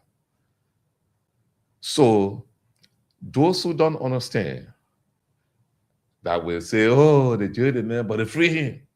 And they just wrong the man for nothing, but they free him. No. The evidence that's supposed to find this man guilty in court, because the law says you should prove your case beyond a reasonable doubt. That evidence is still insufficient in the mind of the police, and it will be sufficient if what they have is supported by the autopsy results. But since the autopsy will take only 2 hours, and the law says you cannot detain a man for more than 48 hours, they let him go. That's exactly what happened. Do you know that the autopsy issue has another question on it? Now, let me read this so that we can all discuss it. That was, I think, yesterday or a day before.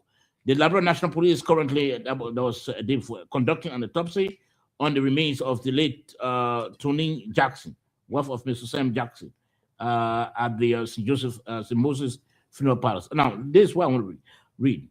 However, lawyers representing Mr. Jackson have written a communication to Inspector General Gregory Comer saying that the autopsy should be delayed, stating that they are not rejecting it, but the notice given to them was short, and there wasn't time to verify the credentials of the hired pathologist to conduct the autopsy. So that is why I was speaking to. I'm coming. Yes, the autopsy has been done.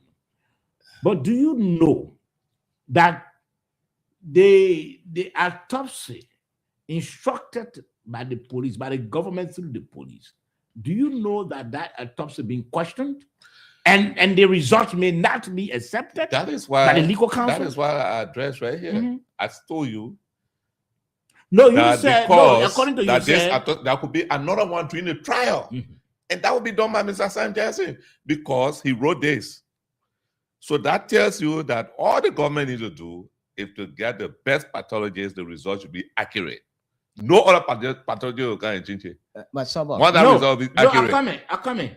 I agree that once the government hire a good pathologist, they can do a very good autopsy. Yeah. But the point is, it could drag, because some lawyers could say, well, our pathologists will be flown in. Okay, yeah. I come in. But I just want to ask you that quick. 1 minute.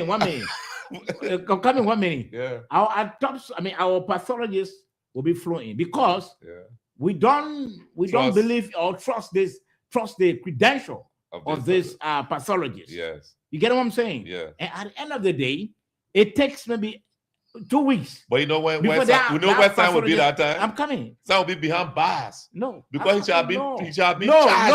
No. That way I'm coming. No. The point is, you can charge him on the autopsy report that's been questioned. No, but that is where you're missing it. No, that is where you're missing it.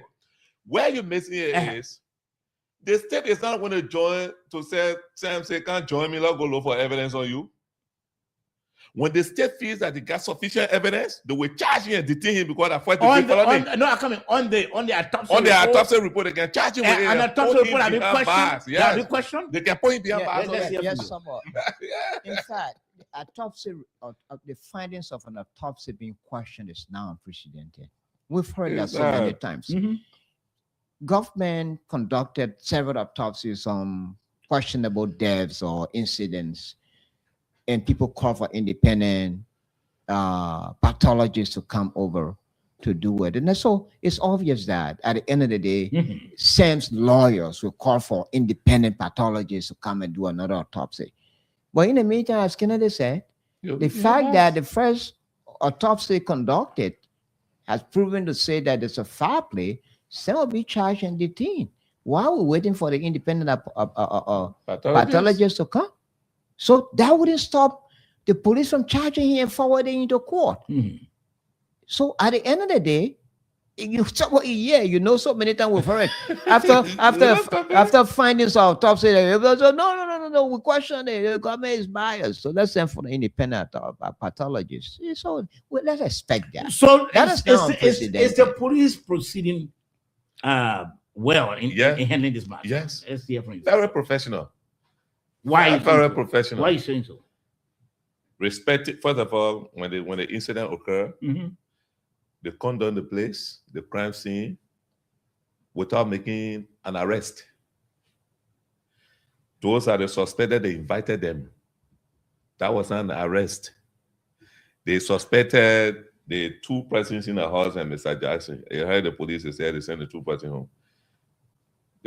Mr. Jackson came. They went back. When they saw that they had some level of evidence that they didn't want him to go, they raised his charge. I mean, his from person of interest to suspect. Now, being a suspect does not mean that you are guilty. Yeah. Altogether. So it simply means that there are certain information we have that linking you to this. It may not be that strong enough, but we'll hold you until we can get sufficient of this evidence. That's why Mr. Jackson went to prison.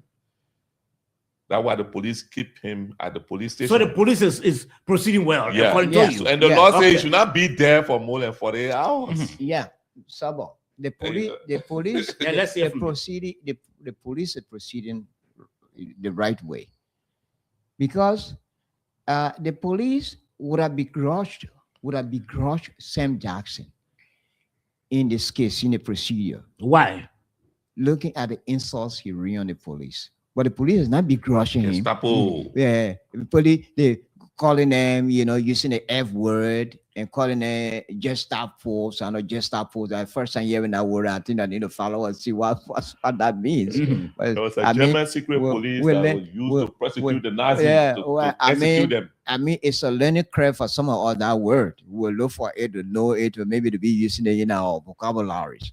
Yeah, the Gestapo force.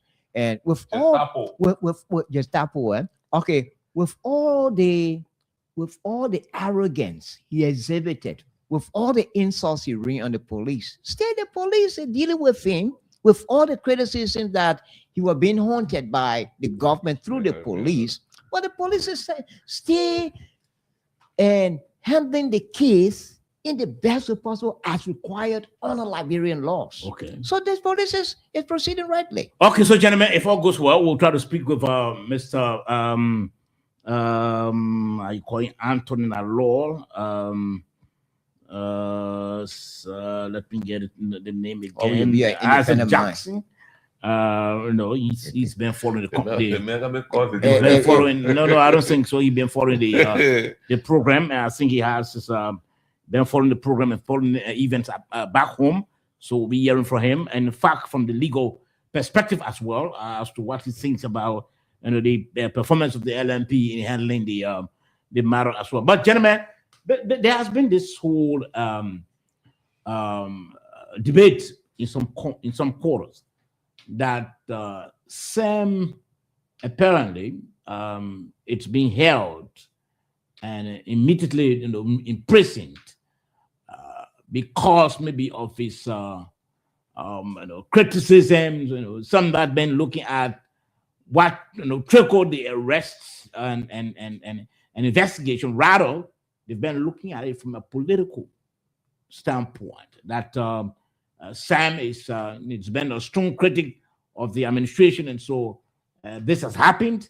So apparently, the administration wants to use it to settle scores, Then there would have been a lot of political prisoners in detention. In detention now as we speak.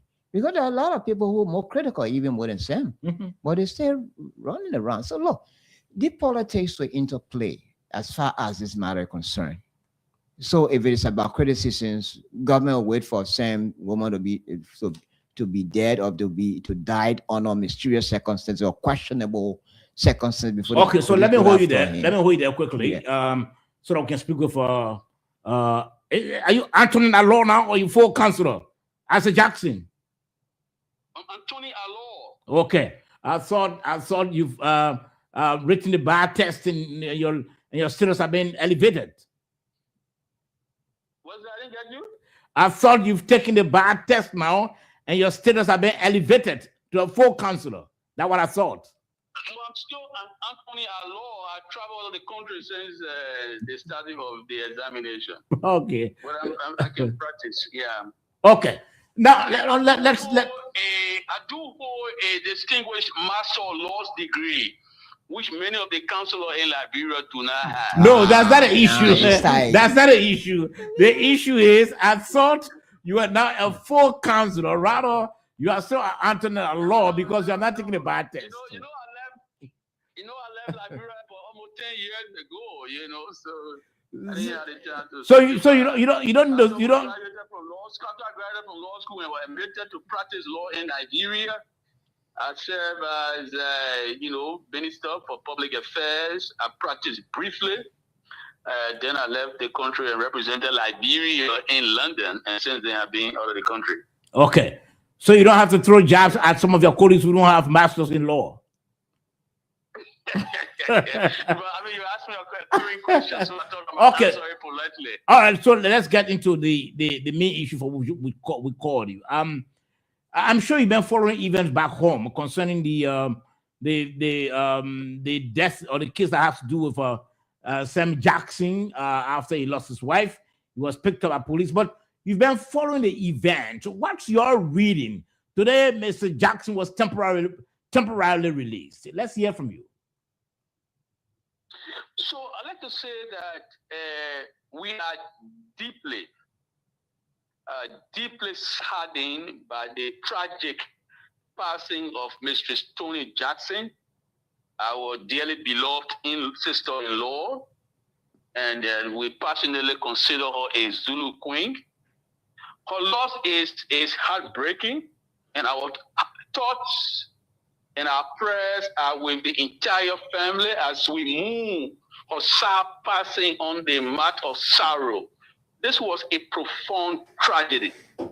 Having said that, let me state that the police action is verging on the abuse of Uncle Sam's right as guaranteed in Article 21F of the Liberian Constitution. The Liberian Constitution is very clear. Article 21F emphasizes the requirement of probable cause. There got to be a probable cause for the arrest and detention of anybody.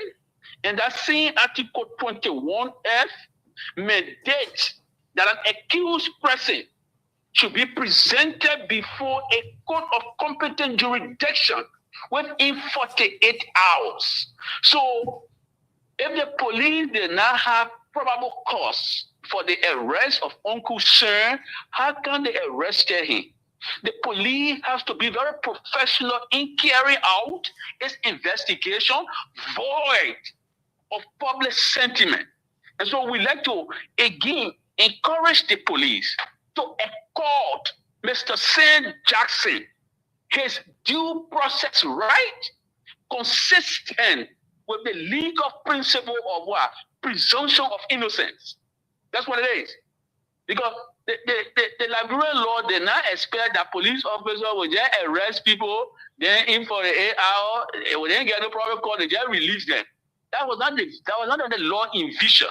Because this Article 21F is supposed to be a safeguard against the arbitrary arrest of citizens.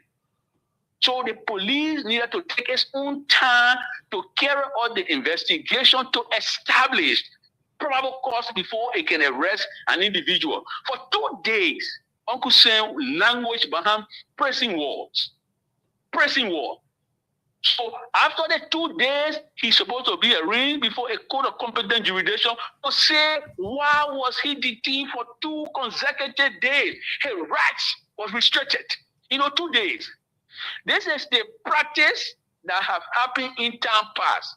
And that's why Now, let me just let me comment. Let me comment, Mr. Jackson. Mr. Jackson, you said something that I want to bring it back on.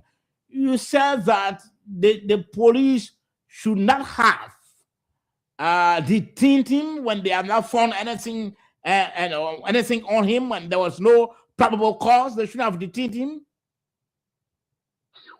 For 48 hours, the police should not have detained him for 48 hours. 48 hours is what is provided for in the Constitution. The law is that within 48 hours, when you detain somebody, you must be able to arrange them before a court of competent jurisdiction to see why that person was detained for 2 consecutive days. Okay, now let me come back. If you follow the case, even if you follow the case, a crime was committed. A crime, what the police believe to be a crime was committed. Somebody had died. His wife had died at the home, and he came out. I'm coming now, and he came out in the video broadcast, explaining exactly what he knows about the death of his wife. He indicated, I'm sure you listen to the video, that he was not home. When he came back, he saw the lady in a pool of blood. Isn't that a ground, sufficient ground for the arrest of Mr. Jackson? No, that's not sufficient ground. Why? In fact, no, that's not sufficient ground, and we have to take our own time to inform our people, because over the years, the police in Liberia have consistently abused the rights of peaceful citizens, using this for the 8 hours rule. Here is what obtained. Uncle Sam will tell you that no crime was committed. He will die from natural causes. And he said he had a medical examination report to show that the woman had pre-existing medical condition where she was epileptic. She suffered from fainting, right? She can do in Liberian English, epileptic like big English. In Liberian world, she suffered from fainting spell, right? She had fainting spell. So over time, she has seizure, she can faint, and something like that. So he believed that it was as a result of the pre-existing medical condition that she had that was cause of death. That's what Uncle Sam believed. If the police believe otherwise, based on all that they have heard, there needed to be sufficient legal grounds for them to arrest the man. You can't arrest the man, restrict his right for 2 days. Put him under that condition that he should not have been under. Then you leave him and say, go to your house. Then what it presupposes is that the police did not have probable cause. Because if the police have probable cause, they will have arranged him in keeping with Article 21F of the Liberian Constitution before a court of competent jurisdiction. The fact that he is not before a court of competent jurisdiction, it means the police have no substantial evidence. Now, so are you saying that no substantial evidence to charge him? Why did they keep him in jail for 2 days? They could have invited him to come for questioning and go back to his house. You understand the point I'm making? I know. Now, are you saying? Legal argument that I'm making. Now, are you saying? To come to the police station, they ask some question and they go back home. You can't keep them 2 days in cell and then say go back to your house. Then you abusing the man's rights and you abusing your police authority, which is wrong. Now, so are you saying that whenever the police hold someone in detention for 48 hours, 2 days, is it compelling by law for the police to come up with charges and arraign them before court?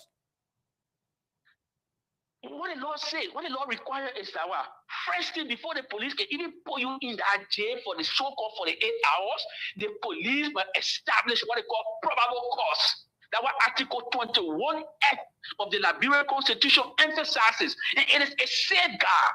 What is a safeguard? It's like a bastion. It's a bulwark against police people just going and arresting anybody, keeping them in jail. I don't know, they release you. The police should not be passing around looking for people you arrest them, keep them in jail, but for they release them. That was not the intent of Article 21F of the Constitution. Article 21F says, if you're going to detain me for 48 hours, then you must arrest me before a court because you must have established the probable cause. If you have not established the probable cause to detain me, then you can't detain me for 48 hours. That is what our Constitution provides. And I believe what the police have done is the initial misstep. It is an initial violation of Uncle Sen's right. No, man, let me say this to you. Even the most heinous criminal on this earth, they got rights. In the instant case, Uncle Sen is not even a criminal. All right? All the speculation that I'm hearing about, that's what I'm saying. The police and the public needs to be what?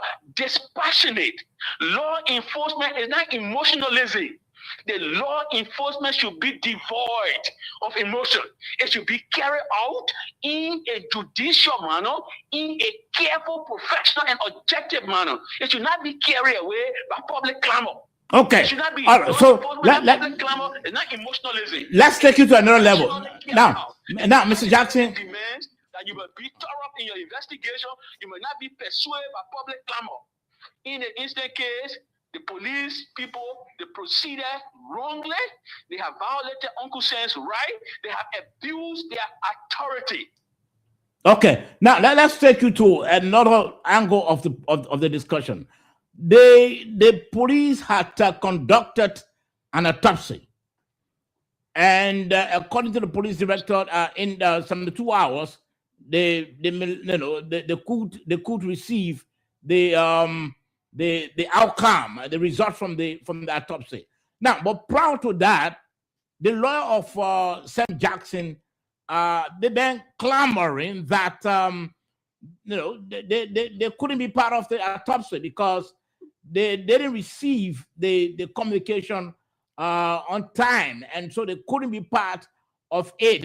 Besides, they don't trust the credential of the pathologist. And so they were not part of the autopsy. Now, what do you think going to happen? The autopsy has been conducted, and police is waiting for the results in 72 hours. And it's grossly unfortunate that the police chief, who is supposed to be a little well experienced, is conducting himself in this politicized manner. And I think it's unfortunate. Considering that Mr. Sam Jackson, who happens to be my own biological uncle, is a vocal critic of the government, I thought the government would exercise the higher degree of prudence in dealing with this matter. Gregory Coleman knows that it is a standard practice that if you're going to conduct the examination on the body, well, you say you get pathology to do that, at least the accused lawyer has to have representation. How can you go and conduct the examination on the body in the absence of the accused lawyer? So whatever they did there is subject to a dismissal. But Mr. Anthony Lord Jackson, I'm sure the police might have invited the lawyers of Mr. Jackson, but they claimed that the letter or the invite, they didn't come in on time, and so they couldn't form part of the process. Yeah, but Mr. Sam Jackson lawyers are right. I mean, when you're doing these cases, there are things that have to be done in a painstakingly careful manner. In a hurry bus trouser, You send a man a letter belatedly and you want him to go there without even having his professional people go along with him to see how these examinations are being conducted. You know how many pathology reports have been compromised in our country, has been challenged over and again by the government. As far back as the girl who was strangulated even during the Selly time, where the guy it was a big case. You know, the case went to court, the pathology, back and forth, the examination reports were challenged. In recent time, there was the issue with even Gloria Mususka in her house. All of these cases should give the police sufficient experience now to proceed readily. Okay, now, so this is a major issue. This is the question I want to ask. I know exactly, which you know, that the defense counsels will reject whatever results come out from the autopsy conducted by the police. Now, can the police re-arrest Mr. Jackson on whatever autopsy report that may likely come out if the report is not in his favor? This is a very intelligent question. This is why I am signing the caveat. This is why I am alarming now that the police is verging on the abuse of Mr. Sam Jackson's right. In this instant case, the police cannot be arresting the man twice for the same offense. You arrest the man, put him in jail for 48 hours. You bring no probable cause to charge him. The man go to a house. Then suddenly you come back again and re-arrest him. Then you get him for the 48 hours again. Then you release him. That would be tantamount to abusing and harassing this man here for something he said he has not done. That's why the police needed to be cool-headed and take their own time to approach the evidence gathering painstakingly and not to do hurry fire brigading just to abuse somebody else's right. What the police is now doing is abusing their police power, their police authority. You can't just go and arrest the one person repeatedly for the same offense. It's just wrong. It's wrong. It doesn't happen anywhere on this earth. If it happens, that's an abuse of that person's right. That's why. So you've been an Anthony Lord in our constitution. Anthony, you've been an Anthony Lord, Anthony Jackson. You've been an Anthony Lord. Doesn't the law provide for the rearrest of Mr. Sam Jackson if the autopsy report does not come in his favor? Sir, what I'm saying to you is the first thing what the law gives the police people is 48 hours. They say within 48 hours, you can take the Constitution and read it. Article 21F. Within 48 hours, when you keep the man within 48 hours, you should arrange him before a court of competent jurisdiction. In the instant case, they didn't do it. It has not been done. They let the man go to his house. While the man there, they will go there again and re-arrest him. This is the practice in Liberia that have over the years abused and accused persons' right. That's not how it's supposed to be done. It has been done the wrong way. It happens during the Samuel K. Doe time, Charles Taylor time, all the way. Police people are always abusing people's rights and saying they get 48 hours. 48 hours, within that 48-hour period, you must bring your charges and arrange the man before a court of competent jurisdiction. The man can go sit down, then suddenly you go by again and re-arrest him. Then suddenly you go by again and re-arrest him. They say we get 48 hours. You will be abusing his right. That is not what the letter, the spirit of Article 21F seeks to address. It's contrary to the letter, the spirit of Article 21F of the Liberian Constitution. It is wrong. The police should not do that. It should not proceed in that manner. Now, finally, we'll be taking leave of it because time is not in our favor. Now, so when let's assume that the autopsy report came up and it didn't come in the interest of Sam Jackson, and he's picked up the second time to go to be arraigned before court, and maybe his lawyer said, "Well, we need to challenge the autopsy report. We don't trust the credential of the pathologist. We need to fly in our own pathologist. Should he be released or still be kept behind bars while his legal team is trying to process the flying of his own pathologist?" You can't keep somebody behind bar in the name of investigating. Our law says you can't do that. The police people are supposed to know this. You can't keep anybody in jail because you say you're investigating. Wrong. You can't do that. All that I'm calling on the police to do is to exercise the highest degree of professionalism. These police people have been trained over and again with American people, taxpayers' money. Even when Omeo was over there, they provided some training for police people. There are professional police officers in the police there. They should be handling this case. Not those other police officers that are driven by party sentiment. No, let's correct this. Let's correct this, Mr. Jackson. Mr. Jackson. This time around, when he's rearrested, he'll be arraigned before court, and that's the court apparently. If he can file a bond, a criminal file a bond, that the court going to remand him. So let me ask you now. So then what happened to the first arrest? I mean, what happened to the first arrest you made? So that total 48 hours that he stayed in jail for free, right? He didn't have a right to SSR that for that 2 days he was in jail for, right? That's what I'm saying. That's how you see how wrongful the police conduct have been. If you say the man is a suspect, you can call him in, ask him questions, and go. You can't keep him for 48 hours. This is what my point is. When you start violating the man right at the earlier day of the trial, what will happen in future? All that I'm calling on the police to do is to escort Uncle Sam had due process right, consistent with the legal principle of what? Presumption of the innocent. The man is presumed innocent until otherwise. Okay. Why you kept him in jail for 2 days? Okay. All right. Let's hold you there. Thank you very much for your time. We don't have much time. We don't have much time. We'll call you tomorrow. We'll call you tomorrow for additional. We'll call you tomorrow. We'll call you tomorrow, please. Thank you very much, Mr. Jackson. Thank you very much. Criminal investigation. Let me tell you something, Sabah, before you come in, Mr. Lawyer. Sorry.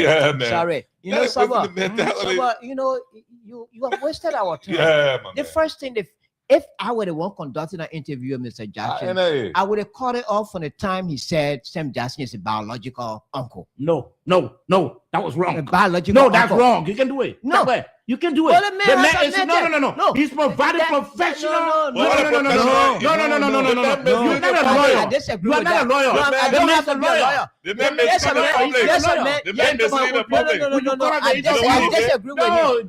If I were the one conducting an interview, I would have called it off. No, Mr. Jackson. No, that's nothing wrong. He's got Mr. Jackson to talk to That's back his nothing uncle. wrong. Is that what you did? No, that's nothing wrong. The first, with the man, I disagree with that. I disagree with that. How you about a man of giving professional advice for an uncle? How you about it? Are you There's nothing wrong with that. If I were the one conducting an interview, I would have called it off. No. The fact that the man made that Sam Jackson is a biological uncle, I would have called that interview off. I would have never done it. No, you say you. Let's hear from Yakumri. The Gasson is called pre-trial You investigation. got to open the lines quickly. The Gasson in the criminal justice procedure is called pre-trial investigation. Mm-hmm. I'm not a lawyer, but when some lawyers speak, I can get angry. That process tells you that the police can arrest one person for more than 3 times on the same crime. The police can bring you in for investigation. Mm-hmm. They can detain you. They can send you home. They can go by again, pick you up and detain you. His argument is Akame. Listen.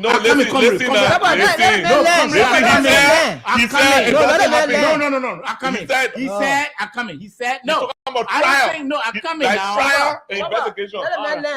He's talking about trial. I want to talk to him quickly. Who there? Let's talk to another lawyer quickly. Yeah. Let's talk to another lawyer quickly. Let's talk to let's talk to Councillor Lafayette Gould. I'm sure we heard Isaac Jackson's opinion. Let's hear Councillor Gould's opinion as well. Councillor, welcome to the program. Thank you, my brother. How are you, man? I'm okay. My brother Gould, how are you, sir? I'm cool, man. Yeah, brother. Okay, so thank you for joining us. We just want to hear your take, your professional legal opinion on what happened today. The police initially had Mr. Sam Jackson as a person of interest. After a few hours or a day, the person of interest was elevated to a suspect. today he has been released from the police cell and taken home and released to his lawyer, which I'm sure you know exactly, basically, how the process goes. Just give us an idea. What's your reading, what has happened? Because we are hearing that, by right, the police shouldn't have kept him in detention for 48 hours without charging him and letting him go. Yeah, but someone chose there's no argument that Mr. Jackson was in police detention for, can we say, 48 hours, because from Saturday, Sunday, Monday, then we'll talk about today, Tuesday. So it's expected that today he will be taken to court on whatever charges that the police may have come out against him. So releasing him to his lawyer is like keeping him on further detention. That's what we call constructive detention. Mm-hmm. So, but again, his lawyers chose not to move for the writ of habeas corpus to be issued on the police to push. They have their own reason. I think it was the wrong thing that the police did for me. They shouldn't have arrested Mr. Jackson in the first place. They should have just allowed the investigation to go on. It's not a flag race. Allow the investigation to go on, build your case, and then you can go and make arrests. Or to be arresting people and keeping them for 48 hours in detention cell, even though the same lawyers that are available today, those lawyers are always been available since they took Mr. Jackson to the police station. Those lawyers are always been going there. So what was good for them to have released him today to his lawyers after 48 hours when they're supposed to be taken into court, that they could not do on Saturday when they declare him a suspect. So I think it's wrong, and the police should desist from this kind of attitude. We've been complaining, we've been urging the police, as I was the prosecutor, going for trainings, we tell our officers, do not make arrest until you have your case prepared to know that when you arrest, you're within the 48 hours, you are able to take the person to court. But you keep the person for 48 hours. The only days you take them to court, you call a lawyer and say, okay, can I sign for him and bring him back anytime that one will call you. That is constructive detention. As far as I concern the law, because that is still under detention, constructively. Now, let me ask you, Councillor Gould, does the law compel that when a person is kept in police detention for 48 hours, that person should be charged right away within that 48 hours? Does the law compel that? The law says no person should be in detention for more than 48 hours. So, period. If the person is in detention for 48 hours, after 48 hours, the person must be taken to court or the person is released. Go home. Now you go home, let's say, go to somebody, let somebody sign for you, and when we call you back.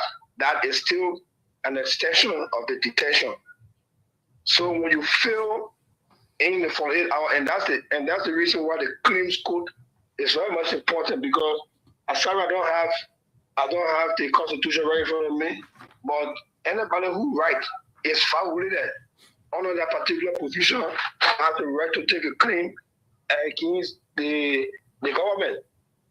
So it was wrong for you to keep somebody beyond 48 hours and then you free the person and say, oh, go with a lawyer. Why you could not have freed the person to a lawyer even on the day that the person is a suspect?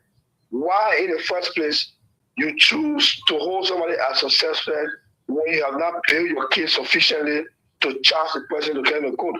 That's abuse of power, that is abuse of authority, and that is abuse of that's a violation of the Constitution. They should stop doing it.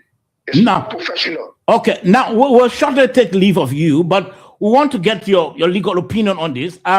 The police had already conducted an autopsy, and according to the director, they are waiting for results in some 2 hours, 3 days to get the autopsy. In the face of the legal counsel and the defense counsel rejection that they couldn't be part of the autopsy because they weren't informed on time. Now, can the police re-arrest Mr. Sam Jackson if at all the autopsy result doesn't come in his favor? The day that the police is going to make arrests for Mr. Jackson, if they find probable cause to do so, that day he should be taken straight to the court, not the police cell. Because you are keeping as person of interest, going, coming, until you build your case. That would have been the best thing to do.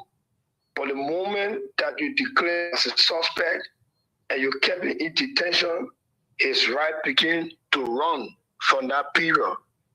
And so releasing him today after the 48 hours, anytime you go to now effect an arrest, it must be straight to the court.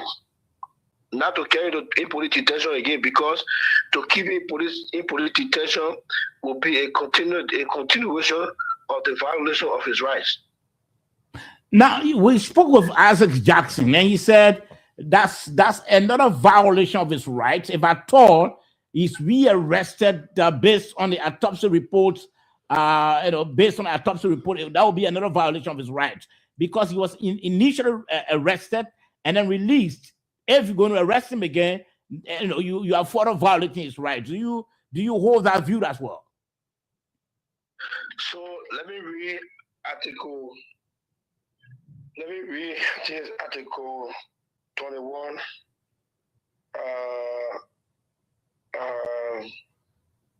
Let's see article 21E first. No person charged, arrested, restricted, detained, or otherwise shall be held confinement. Shall be that's not torture. That should be article 21-ish. No person shall be held to answer for a capital or infamous crime except in cases of impeachment. And the accused shall have the right to speedy, public, and impartial trial by a jury of the vicinity, unless such person shall, with appropriate understanding, expressly waive the right to a jury trial. In all cases, the accused shall have the right to be represented by counsel of his choice, to confront witnesses against him, and to have compulsory process to obtain witnesses in his favor. He shall not be compelled to furnish against himself, right? Mm-hmm. So I'm looking for the 48 hours. Go to F. The one with the 48 hours, the F, right? Go to F. Let's see. Every person arrested or detained shall be formally charged and presented before a court. So it starts with every person arrested. So Mr. Jackson was arrested on Saturday when he was declared as a suspect, or he was detained. Shall be formally charged. Shall be formally charged and presented before a court of competent jurisdiction within 48 hours. Should a court determine the existence of a prima facie case against the accused, it shall issue a formal writ of arrest setting out the charge or charges and shall provide for the speedy trial. There shall be no preventive detention. So you can't say because you think that, the man's safety and the community won't be here, so you want to keep it in prison to prevent it. You can't do that. You cannot keep the person in prison after 48 hours and don't take them to court. So it is a violation of the right of any suspect, not just Mr. Jackson, any suspect that is kept in police confinement for more than 48 hours without any charge. And then thereafter, the police tells the lawyer to sign for him and to carry him home. That is a continuation of the violation of the right of the person, because the person will continue to be under constructive detention. The only body, only institution in the country that has the authority to grant a person bail on personal recognizance also is the court. That's why the court can grant bail with condition. That's not the police. When the police make arrest in this country, I'm not talking about other jurisdiction. Other jurisdiction, police can grant bail. In Liberia, the police cannot grant bail. Anything the police do to release somebody and to go home, that discretion the police using. Okay. When you do that, the person is still under detention. If you tell the person, say, go home, you free, go home, then you are not getting the person under detention.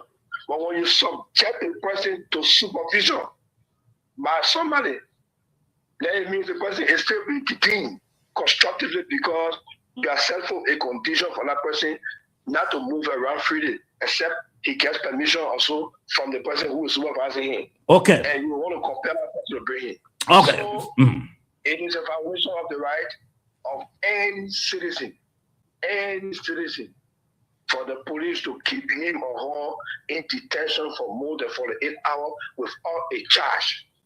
Okay. And that's what happened to Mr. Jackson. Is a violation of Mr. Jackson's right, and the police should stop moving, running hastily. How can you conduct an autopsy in the absence of the accused person or his representative when the Supreme Court had laid out clearly in the Hens Williams case that autopsy is a criminal investigation?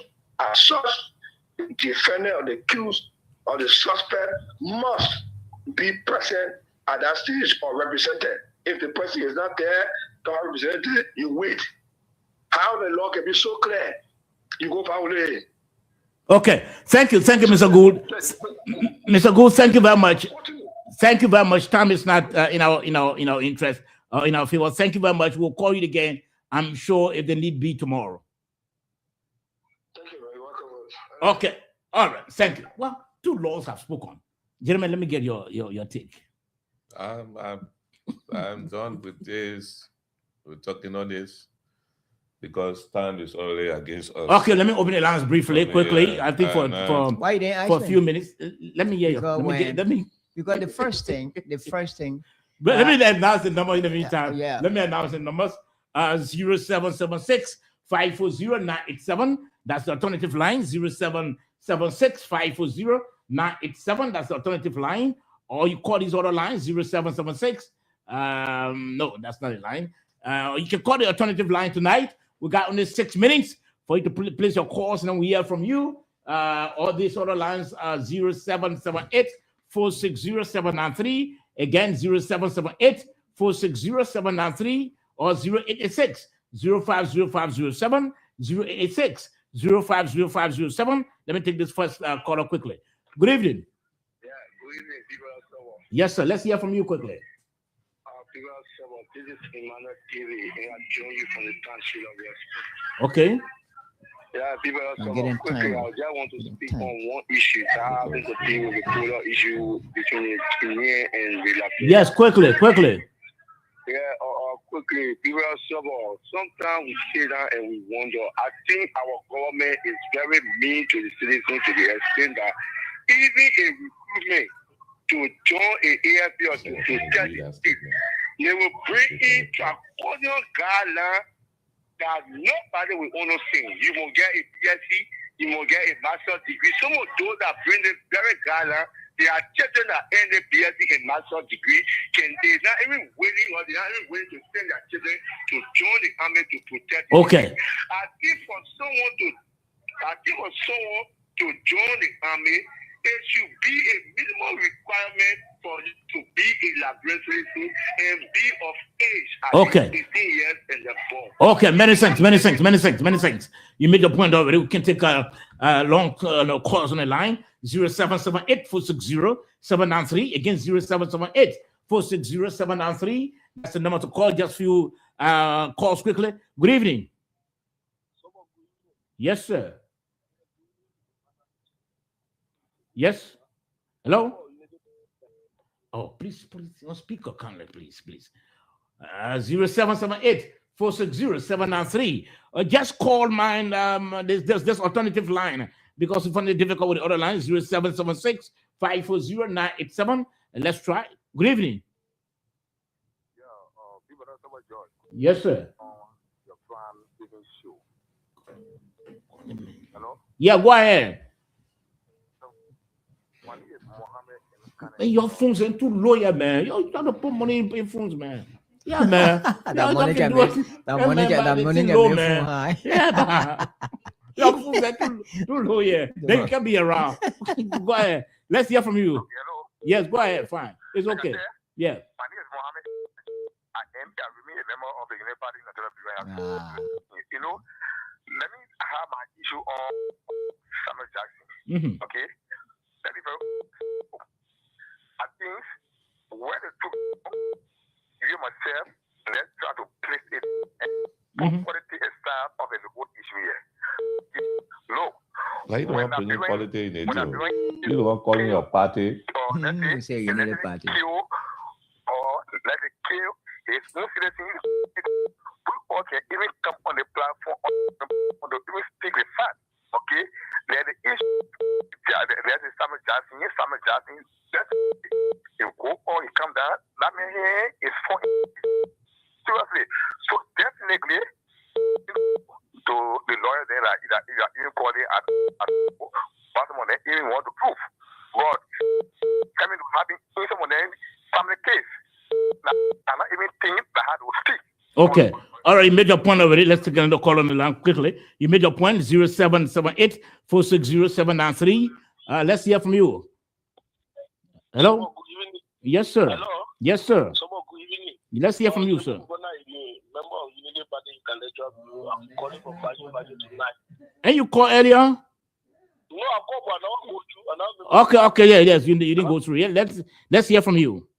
Okay, so let me say this about local Catholic issue, right? President Boakai, without the water that would save our witness with Mother Pio, they will now go and joke. They can't no result. That is not true. It's two people went there, but you know what they go there for? They went there to reach because they told them they reach everything, and they even go for peace price to small the peace. But unfortunately, now the photo they sacred and at the end of the let us show me video. Because the first one we saw the video, yeah?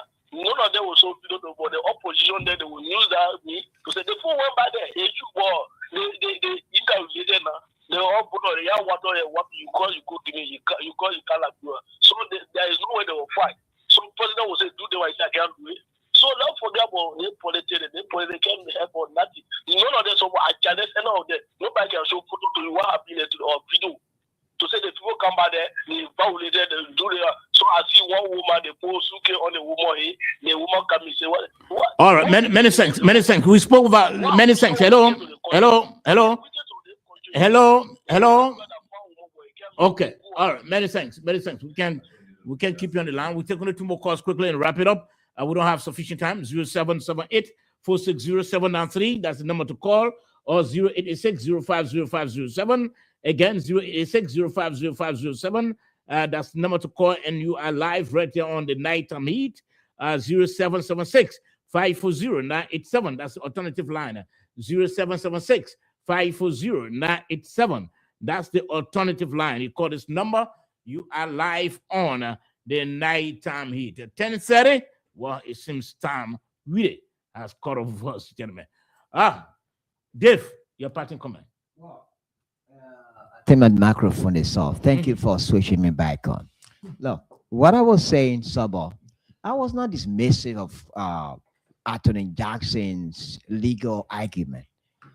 I said I would have called in or calling off if I were the one conducting the interview, the fact that he has a biological link to Samuel Jackson. I think that he would not have been fair. But the same argument he raised, that the same argument Councilor Boo. So you are convinced? No, I would not. What I say, I'm not dismissive of his legal argument. The fact that he's just a biological nephew. But even that would have been wrong on your part as a journalist. It means that you were taking side. No, The fact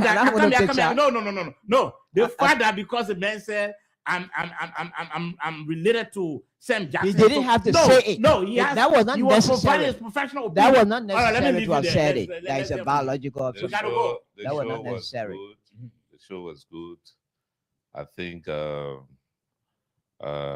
one of us did well. I want to tell thank you to our listeners. Yeah. And to our technicians for job well done. Thank you. Thank you. Let me try to reference some of our viewers. I can't reference everybody. Phoenicians, J. Bar, Junior Bar. You say, been watching from Newtown. Ophelia S. George. Been watching from home. Emmanuel Bro from the USA. Who is the Ophelia George? Clara Who is the Ophelia George? Mala, please don't distract me. Clara Cujo Mala. My good friend Clara. How you doing? Long time. Mathis Saji Momo. Been watching. Didn't say from where. Ziaman Gabo, they didn't say from where. Quincy Doe, they didn't say from where. Ezekiel Dodo, they didn't say from where. Tuan African,